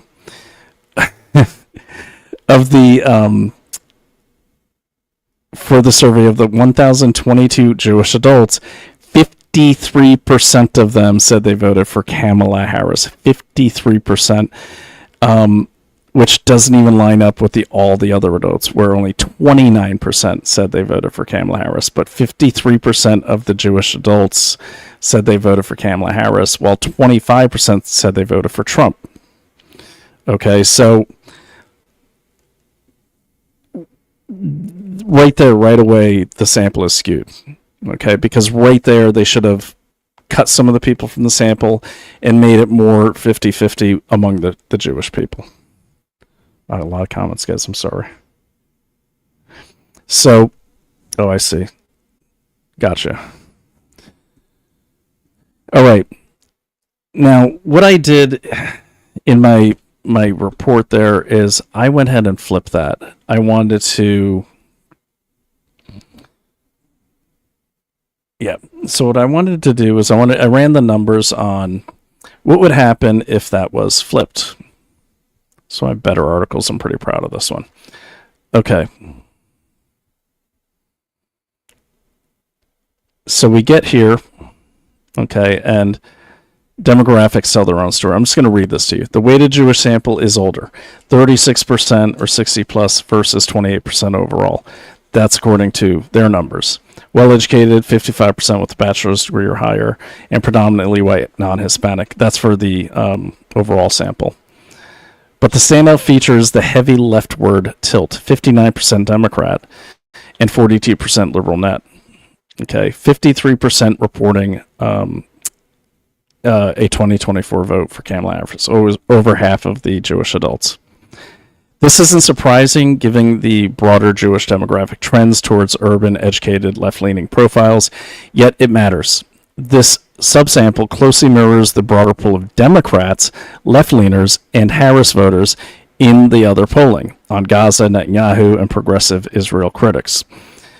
Groups that routinely register higher criticism of Israeli actions and more openness to the challenges of traditional pro-Israel positions. The AP-NORC result track that pattern closely, raising questions about how well they capture the full diversity of the American Jewish opinion. So what I did is I took those numbers, and this is pretty interesting. I did a hypothetical flip, and as you can see, I got the Priuses and the Outback in front of the Whole Foods, and then I have the Chevy Silverado and the Dodge Ram 1500 and the Cybertruck in front of Publix. I actually researched where most Republican surveys say they shop. I like Publix, but I don't live in the South, so I don't have one. So if you flip the partisan numbers for illustration, a purely hypothetical estimation inverting the reported splits. Imagine the Jewish subsample showed 59% Republican net, 42% conservative net, and 53% voting for Donald Trump in 2024. The outcomes would likely reverse. Far fewer genocide accusations, firmer backing for Netanyahu, and cooler reception for figures like Mamdani. Headlines might celebrate Jewish solidarity with Israel or conservative foreign policy alignment. The quote-unquote Jewish view would appear transformed. This exercise shows that the poll captures a genuine left-leaning slice of Jewish America as well, but risks overstating its representativeness. Okay, so in a nutshell, here's what it is. Okay, the poll isn't fabricated. It's a real probability-based survey with standard oversampling and weighting. But the way it was structured, who it overrepresented in practice, and how left-leaning outlets immediately weaponized the top lines for the political effect should make any serious person pause. It captures a slice of Jewish opinion, disproportionately liberal, secular, engaged in exactly the ways that produce the critical views of Israel and the openness to Mamdani-style politics, i.e. socialism. Whether it captures the full diverse American Jewish community is the question, and we have to answer that one next. Okay? And that's where we have to go into the numbers, because that's where it gets problematic. Let's jump right into it. Now, just so you know, I wrote this article before I went deeper on the numbers, so I may contradict myself here, but this one I'm publishing tomorrow. The fatal flaw was the sample. Okay? Let's do it. So, let me see if I've got that one there. All right. I'm just going to pull up my draft for you guys. So you're getting if you stayed up late tonight, you're getting a sneak peek at the draft. All right. If I can find it. There we go. Okay. So I wrote a draft. This is going to be part 2. This will come out tomorrow. All right. There we go. There's my drafts. All right. So here we go. You're getting the sneak peek. Over half of the Jewish adults interviewed for the survey were 18-year-olds. That's a fact. Let me say it again. Over half of the 18-year-olds interviewed for this big story that everyone's jumping on were 18-year-olds. Okay? That represents 3.4 of the Jewish population. 3.4 of the Jewish population are 18-year-olds. And I'm not saying up to 18. I'm saying 18-year-olds, somewhere between 18 and 19. Okay? How do we know this? Let's get into it. So they took a sample. They took a group that represents 3.4, that being AP-NORC, % of the population of the Jewish people. And they made that sample over half of the Jewish people of those 1,022. Okay? That's why I made this graphic where it said basically 53% of the Jewish population is represented by everyone else. Okay? 19 and older. 3.4% are 18. And they use that tiny slice of Jewish identity. I guess technically they're adults. They use that tiny little slice as over 50% of the Jewish adult sample. You get it? Okay. I'm just going to read it so we can stay on track here. It's getting late, but it's important. Okay. So basically, let's go deeper. The actual composition of those 1,022 Jewish adults. This is the part that should make you question the entire exercise, because when you look at who actually answered as Jewish adults in the sample, the structural problem jumps out. Over half of them had turned 18 in 2026. Over half the people on the survey had turned 18 in 2026. Now, that's not what their methodology says. Their methodology claims that it's 19%. But their own numbers show that, again, over half of these people, this number here should be like 53%, and it's not. This poll is flawed, this is an error, and this is a lie. Over 53% are 18. I'm not talking 18 to 29. I'm talking 18 years old. How do we know this? Let's get into it. Let's show you. Oh, sorry. That number. 19. They say 19% are 18 to 29. That's a lie. Okay, I'm not saying they did it on purpose. That's a lie. 53% were 18-year-olds. Again, not 18 to like 29, 18-year-olds. Okay. All right. So these are brand new adults, 18, 19, maybe 20-year-olds at the outside, but no, 18. And that single fact changes everything about what these numbers credibly tell us. Think about what it means to turn 18 in 2026. You were born in 2008. Okay, a lot of these guys don't even know what 9/11 is. You have almost no adult memory of the pre-2020 world. Your economic literacy is still forming. Most 18-year-olds have never filed taxes as independent adults. I bring that up because there's that economy question. Is Trump handling the economy? Most of the Jewish adults said no, meaning most of the 18-year-olds. So, have never filed taxes as adults, never navigated a real recession as decision makers, never managed a household budget under inflation or high interest rates. They're still absorbing economics through social media, campus conversations, and TikTok videos. The age cohort across the broader population strongly favors democratic socialist policies and candidates like Zohran Mamdani. They are less religiously observant on average. They are more likely to have been shaped by campus activism, social media framing of Gaza and Israel, and a post-October 7th information environment that often represents Israel and Zionism as through a highly critical lens. They are, as a group, more distant from traditional Jewish institutional memory. The Holocaust generation is their great-grandparents or earlier.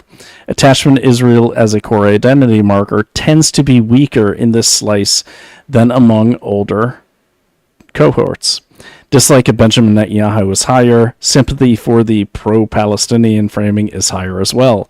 Now imagine that this group makes up more than half of your Jewish adults in the sample. The recontact method, and here's why we know this. Okay, remember earlier they said, and it says it right here. Okay, if you go down to the bottom here, all the way, they get into this. They say it. Okay, so you can just read that while I'm reading this. Okay, this is where I get this stuff, and then there's a separate sheet for methodology.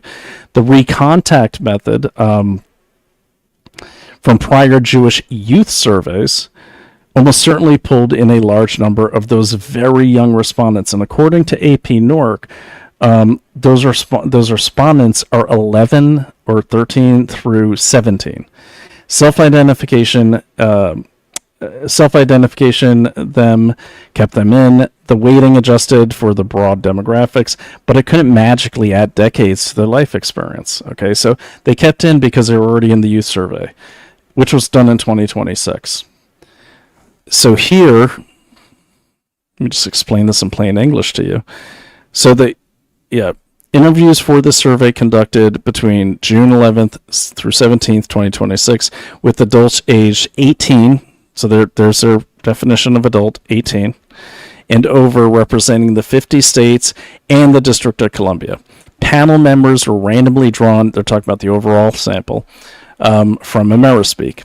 In addition, pay attention to this, Jewish respondents were sampled at a higher rate than their proportion of the population for reasons of analysis.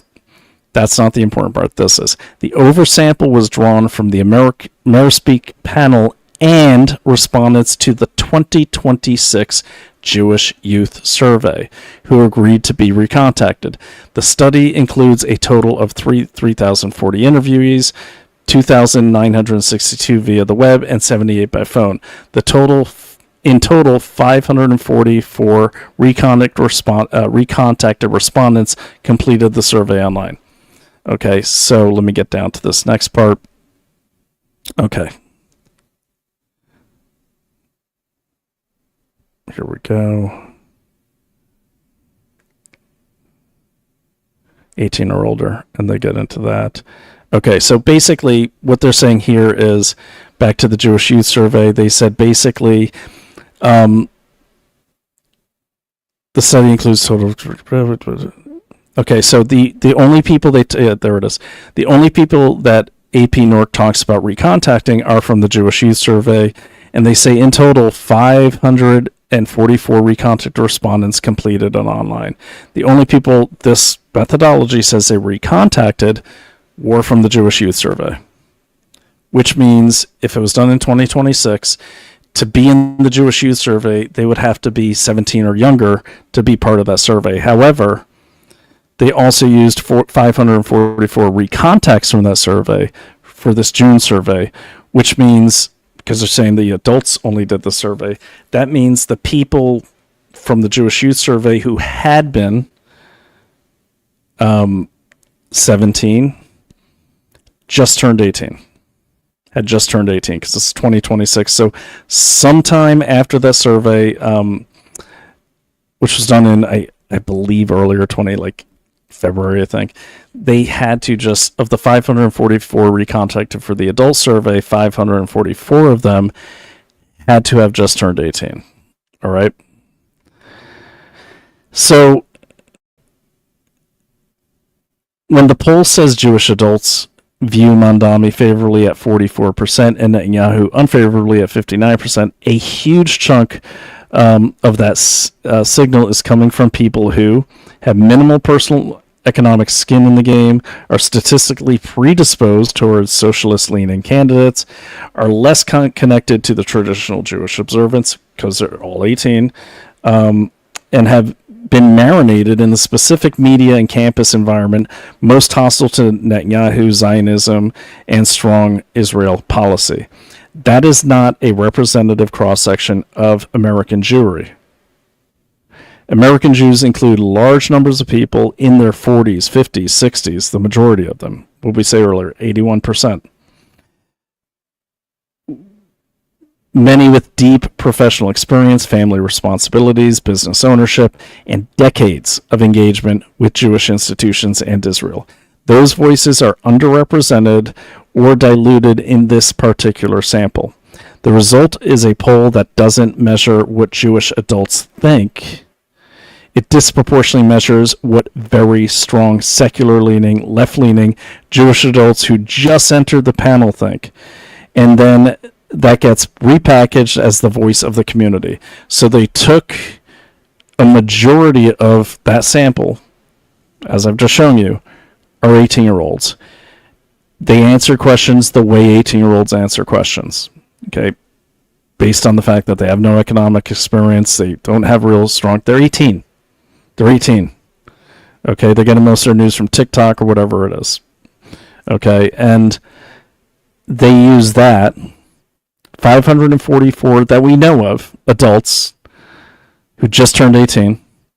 544 out of 1,022 Jewish adults in the whole sample, over half of them had just turned 18 and are not yet 19. Now, anyone that knows an 18-year-old, I'm not saying they're stupid, it's just they're ignorant. And I'm not saying ignorant is a bad thing. They just don't have enough life experience yet to answer half of these questions. Let me give you an example. That would be like me going out here in Salem, okay, and saying to people, asking the question like, why do you like Salem? Okay, now if I only ask tourists, they would say, because of the story of the witch trials. If I only asked residents, they'd say, well, I got views of the ocean, the taxes suck, but, I've got good communities, and we do have good communities. But then let's pretend that, okay, I ask 544 tourists what they think, and then I ask the remaining balance are people that live here. And then the tourists all say, I only come here for the witch trials. I would then say, hey, look at this. The majority of the Salem residents at the time of the survey, or people present in Salem at the time of the survey, think that the only importance of Salem is the witch trials. That would not be representative of a Salem resident. Okay? It just wouldn't be. They're asking people, they're trying to package 3.4% of the Jewish population. They're trying to say that represents the voice of the Jewish people. That's my point. So this last part, these numbers, they bring us to a big problem. The Jewish adults in this poll are not balanced or mature snapshot of the community.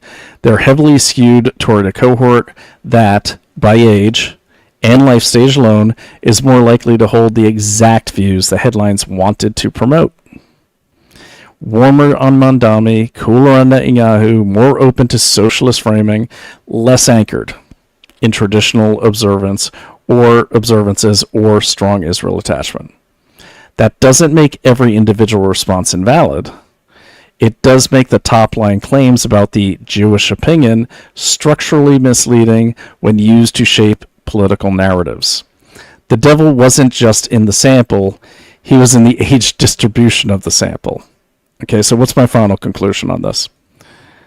Let's bring both parts together. Okay.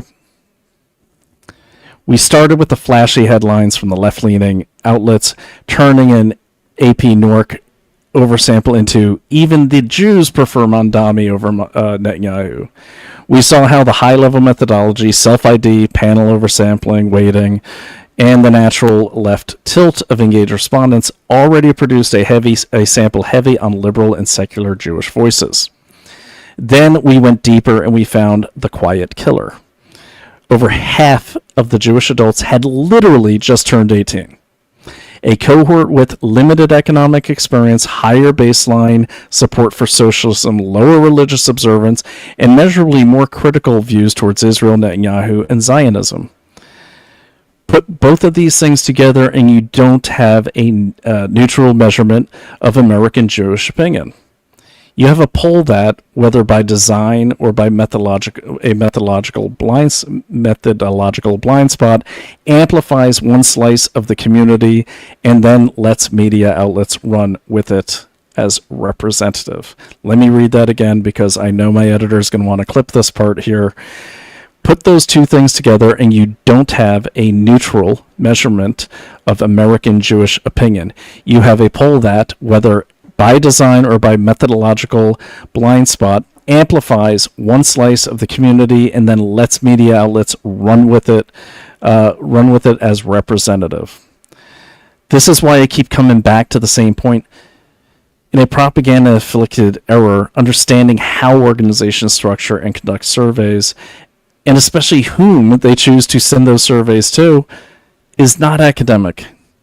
It is essential civic defense. Polls no longer just measure the narrative. Too often they help create it, as what happened in this poll. The fix isn't to ignore all the polls, okay? Polls have their use. It's to demand transparency on sample composition, age breakdowns, recruitment methods, and weighing decisions, especially on hot-button issues involving small but politically significant communities. It's to read past the headline and into the methodology appendix. And it's to remember that quote-unquote Jewish adults is not a monolith. It has never been. So thanks for listening to this deep dive. I really appreciate it. If it made you think twice about the next viral poll you see, then I did my job. Make sure you read the full Substack over there. Let me put that up on the thing. Don't worry, I'm gonna get your comments. Okay, but this one is published here. That's available now for free. That kind of sets up the summary. I will be publishing this tomorrow. I just got to clean it up, edit it, add my sources, but it's all in there. Explains it really well. This is important. This is so important. And this is so important too. And this is why AP-NORC really should redo this poll. Because my friends are getting attacked. Jewish people are getting attacked. I'm going to Israel in 2 weeks by invitation for a health freedom thing. Okay? The world is on fire right now, and there's a clear plan to try to dismantle Israel. And it's not by our allies, okay? You don't hear for calls for death to Israel or all that. You're not hearing that from the Gulf states. You're not hearing it from Saudi Arabia. Those are our allies in this war that we're in, or this combat action. But the thing is, these polls matter. And it matters that they're done correctly. And we cannot sit by and let all these headlines run without challenging it. And it shouldn't take me 6 hours of deep research, non-responses from AP-NORC, okay, and semi-transparent methodologies where I actually had to do a lot of gathering of a lot of sources to figure out, okay, just to get to that 11 to 17-year-old question. Okay, people see this, are running with it. They're saying 18, all the adults. It shouldn't be this hard. It should be transparent. And I don't think oversampling is a good idea. There's specific Jewish questions for Jewish people. Why not just do a separate survey? So in a nutshell, the AP-NORC poll is bullshit. Okay? It's not the majority of adults feel that way, that they like Mamdani better than Netanyahu. It's that the technical adults in this survey, which equals like 544 people, said that, all of which are 18-year-olds, not 19-year-olds, not 18 through 29, 18-year-olds. I don't have the stats here, but look up the stats on where 18-year-olds fall when it talks in terms of understanding the economy, for instance, because that's a question. Okay? They're the lowest rung in understanding economics. So I don't want to belabor the point. The point is this. It's a fatally flawed poll. I think AP-NORC needs to pull it and correct it and redo it. I know it's expensive, but you know what? That's their job. And if they're going to shape public opinion, either wittingly or unwittingly, they need to be more responsible. So do please check out my Substack. And if you go back to right before the election, I called out another pollster, we won't get into that, where they had intentionally flawed samples. Okay? So please get this Substack. If you do a paid subscription, that's great. That makes me know you appreciate it. If times are tight, even for me, if you don't want to spend the money, that's totally okay. I just ask you to share the article and share the Substack with people. It's a free subscription, so you can read it. Okay, but share it, because I want everyone to do what I did when you see a poll like this. Don't just accept it. If you feel yourself getting angry and you don't know why, like I did, as an intelligence professional for 2.5 decades, a lot of which was in propaganda, that's when I caught myself. Just like I say at the beginning of the article, I said, when I feel emotions, when I'm seeing something like that, I basically stop and say, I might be getting played. And that's what I feel. Okay. And it got my attention. I'm all over AP-NORC because no one's ever really been critical of them, ever. Okay, and why is that important? Because people just ran with it. Okay, and like I said at the end here, let's do a little better next time, AP-NORC, because now you have our attention, and for all the wrong reasons. And guys, girls, everyone who sees this live, everyone who sees it afterwards, dig into every single poll, even if it's your own side, even if the poll agrees what you believe. Because if it's fake, someone's manipulating you, and that should really piss you off as much as this poll pissed me off. Okay? Not just because my wife is Jewish, because I don't like anyone playing me for a fool or playing the American people for a fool.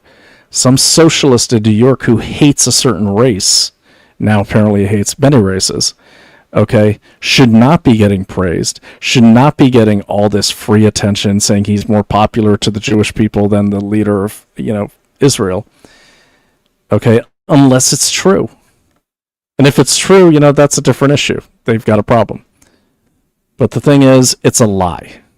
And AP-NORC, wittingly or unwittingly, put out a fatally flawed survey. It should be pulled down.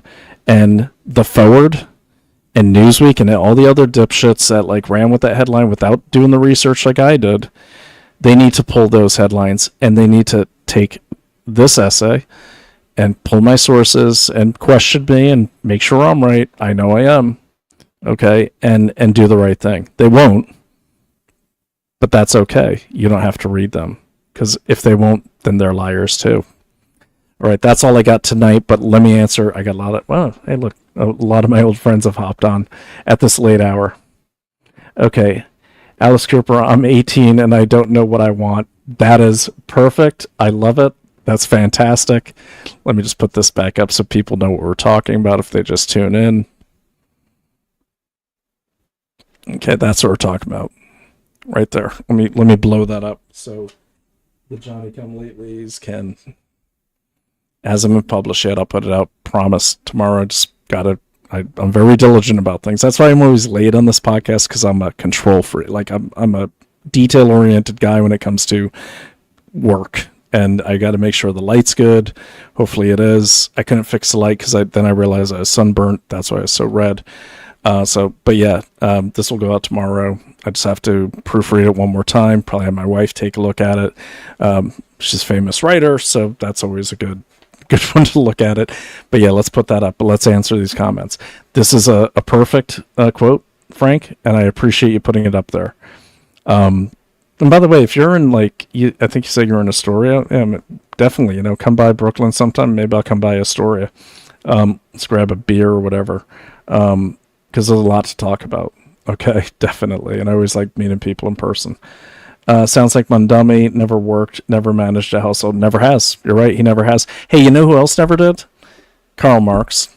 Karl Marx never stepped foot inside of a factory until he was trying to sell his little manifesto. Okay? He was actually living off the will from his dad while his dad was still alive, and he ran that out. It's the pattern with these guys. Look at Hitler, a failed artist. Same thing. Karl Marx, same thing. Like, these people are full of it. Mamdani, same thing. Okay, all of them are full of it. Actually, most politicians, to be fair, haven't had a real job. Most politicians. But yeah, you're right. Mamdani never managed a household, and yeah, he's never worked. Okay? So yeah, spot on. Thank you very much. How are you doing? How are you doing, buddy? I'm doing great, man. Sorry I didn't announce this earlier. My wife, God bless her, she's been helping me with my son. He's great. He's 15. He knows a lot of things because I'm his dad. And his mom's really smart. His stepmom's really smart. But I've been busy, been crazy busy. But Naomi's out of the hospital now 4 weeks. She's doing great. Just really busy, man. It's always tough in the summer if you've got kids that are still in high school or still in school. You got to balance all this stuff. So, and this isn't even my main job. Like, I have clients that I do work on all day, and then I try to get the show together, and I self-produce. You know the deal. So, but still doing good. I'd rather be busy than not busy. And when I do discoveries like this, and I uncover something that's either flawed or wittingly misleading, I love revealing these things. That's really like one of the greatest rewards. And anyone who's a researcher, detective, or anyone that just likes puzzles, anytime you solve it, it's a great feeling. I love it. So yes, I'm doing great. Thanks. And good to see you too. Okay, Frank, excellent. Thanks. No, excellent to you. And by the way, everyone, Frank has been here the whole time. So Frank, you should throw if you got a Twitter or an X or something, because I can't put the links up there, but find Frank over here on YouTube, it looks like, and follow him, definitely. This community, Frank, by the way, if you haven't been here before, it's a good community. Everyone here is like either a trained detective or a very talented one, even if they're not trained. And honestly, detective work, attention to detail, same with intelligence work, it's the same thing. Attention to detail, focus, patience, and starting with the facts and painstakingly go through them instead of starting with the theory and trying to prove it, as you know. And then, good to see you again. So I am too late for your show, but what time is Soul said that I never trust the poll, Thomas? Thank you, Thomas. Yeah, never. You can trust polls, but verify that they're accurate. I was trying to verify this was accurate. I didn't set out to prove this poll was fake. I just I went in thinking, yeah, it seems odd. Let me check the sample. And at first, on first pass, I'm like, well, okay, they got adults and the numbers seem to add up. But then they kind of don't. And you'll see that. So guys, thank you all for being here. I'm happy I finally got on. It's AP is going to be one of my new projects, and then we got some exciting shows coming up as well. I've got some great history of the Middle East. I studied Middle Eastern history since I joined the military in 1992 because I had to go learn Arabic over at Presidio in Monterey, and then I just became very interested in Middle Eastern history, and I got to learn opinion-based Middle Eastern history from a lot of my instructors who came from the Gulf region, the Levant region, Northern Africa, And then I've been to almost every country in the Middle East, and I've read as many books as I can. So I don't have a formal education in Middle Eastern history, but I don't think that matters because I get it. And I use multiple sources. But the one I'm reading right now, again, this is called Middle East and North Africa Essays in Honor of J.C. Horowitz. Okay, my camera's going crazy. There we go. I have a robot camera, so sorry. But basically, what I like about these older books, and this book cost me a lot of money. I was actually sticker shocked when I opened it up. But some of these things go back, some of these essays in this go back to like the 1917 era. I mean, like before even there was an Israel. But this is what I'm getting into, and some amazing discoveries. And I encourage everyone, if you don't do this already, when you're studying a subject that's history-based, you got to do more than offline. And I know you guys know this because you're not 18-year-olds, but you have to, like, I love going to, like, antique shops, and when people are doing yard sales, I always look for history books. Actually, Naomi picked up some great ones today for Chinese history that I've been reading. But what's amazing about this, they really get into Palestine. It's not the gist of it, but they get into the politics of passport. Palestinian legal status in Arab states, 1948 to 1986. Quite eye-opening. I will say, based on this book and all the other books I've read on Middle Eastern politics, as well as actual public records, unclassified documents, the Palestinian problem has endured for so long. They've been refugees for so long, not because of the Jews. Okay? Not because of the Jews, because of the other Arab states. Do you know most Arab states, Kuwait, Syria, Jordan, Egypt, notoriously, wouldn't even give them, the Palestinians, travel papers. It's like they wanted to keep them in that refugee status. And I think I know why. A, they don't want the financial burden. And B, they needed an excuse to blame Israel, because Israel had been there long before 1948. You know, I mean, the Israeli people that are there now, the Jewish people, started settling there in the late 1800s. And most of them got along with their Arab neighbors. There's a lot of trade. Jordan and Israel, they still get along very well. Most of Jordan's water and electric and comes from Israel. But, you know, basically, after World War II, people just couldn't take it that there was an Israeli state. Why? Because Russia coveted the Middle East. And with Israel now, they're leaning more in favor of Western states. That really, really became a problem for Russia being a dominant force in the Middle East. We've never left that, okay? We've never left that mentality. Russia still covets it, along with China now, because of their Belt and Road program. And, you know, I always jokingly call Assad Syria Little Russia, because it's kind of like, it's almost like a Russian province, because they want dominance over that alongside with China, who wants their trade routes. Okay. Another topic, I talk about this one a lot, but definitely if you could pick this one up, this is good. It's one of many.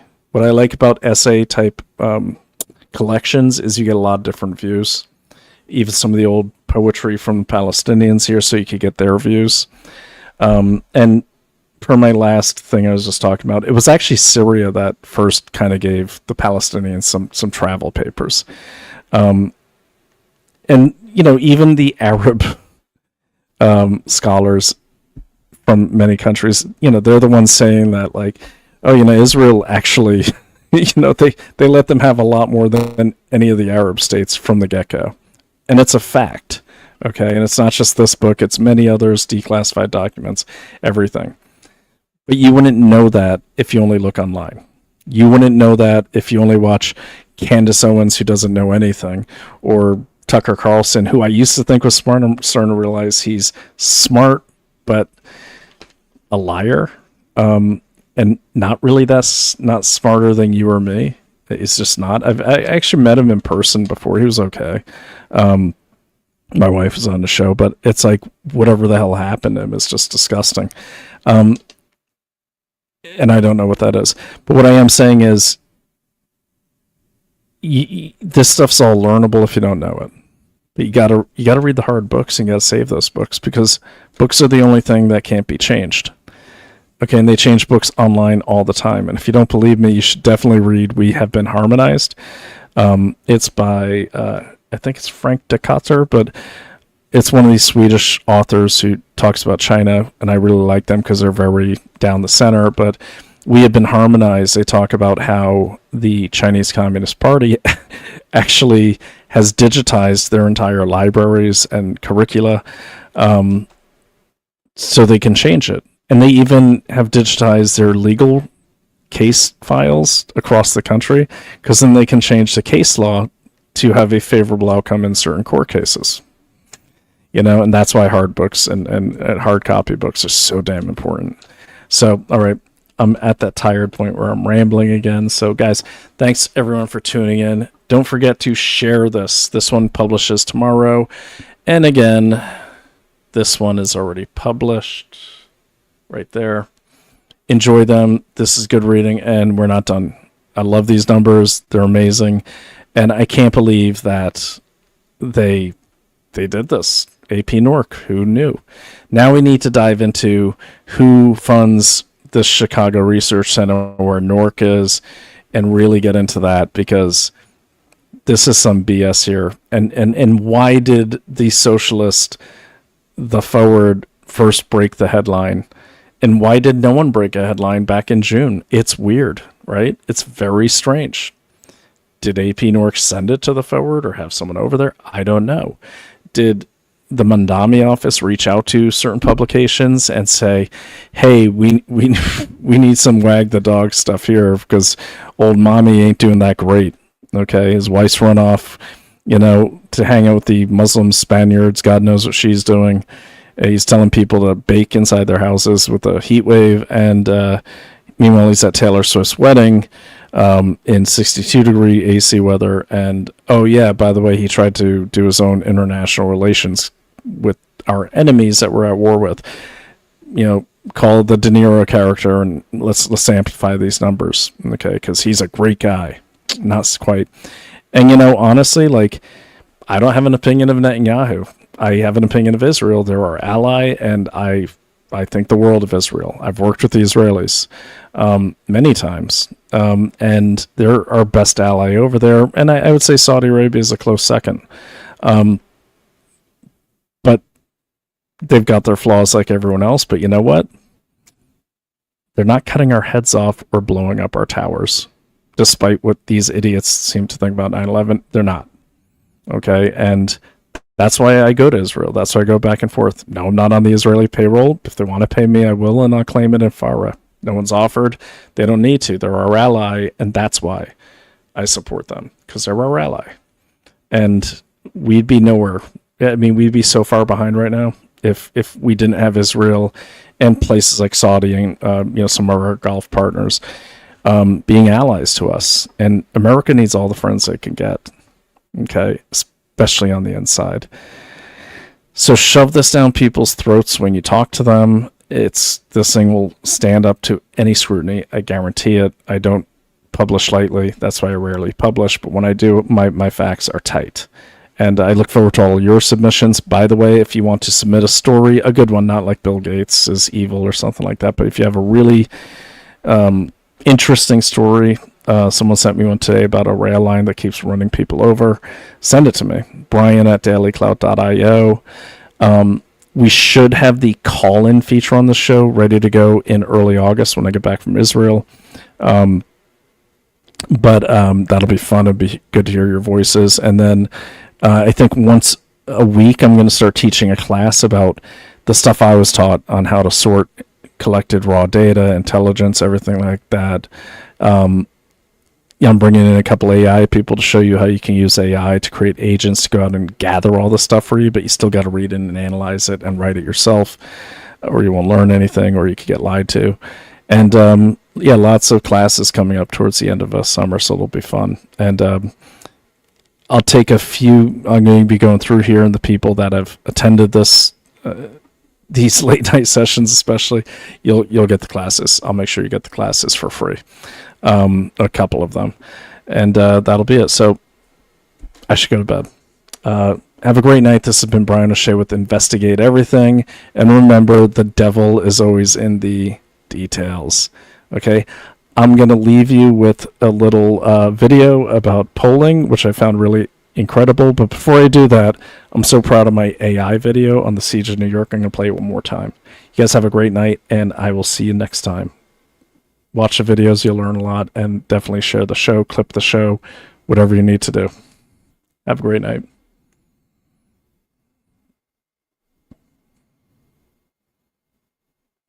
There we go. Let's get it playing. I made this myself with the help of Rock.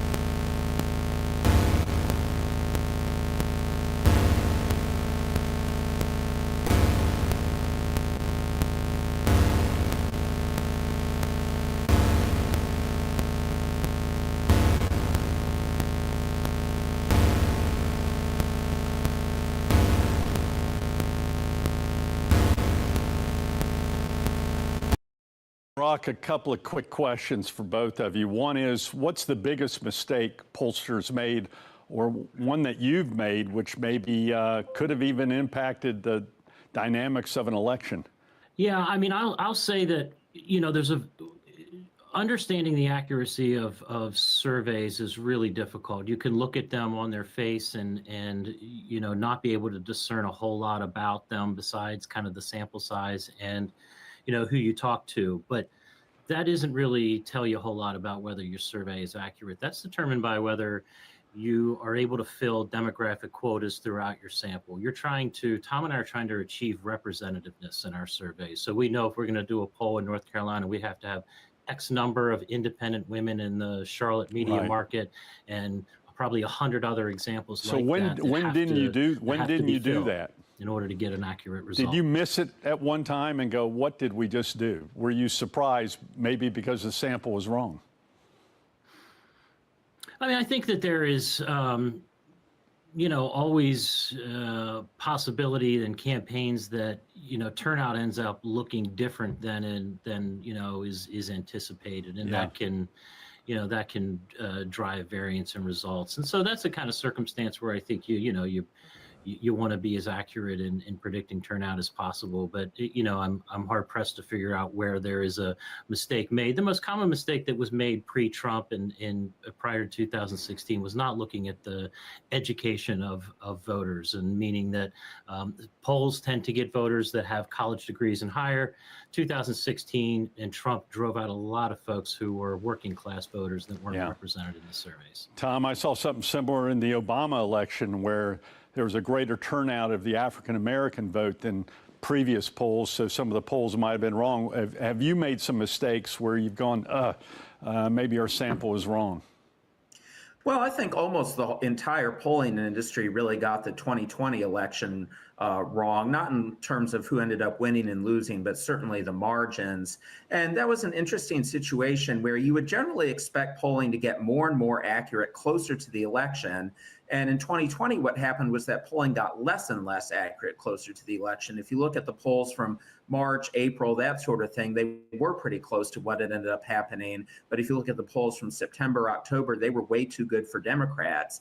And I think an interesting dynamic that happened that none of us as pollsters were really able to account for very well was that by the time you got to October, 7 months into the pandemic, Democratic-leaning voters were much more likely to still be staying at home because they were worried about COVID, and much more likely to thus be answering polls because they were at home, whereas Republican voters were a lot more likely to be going back about their lives, not be sitting around at home answering polls. I think that led to the polls being too good for Democrats. I also think that's why we shouldn't just assume that the polls will underestimate Trump again in 2024, because I think the dynamics are really different this time around. U.S.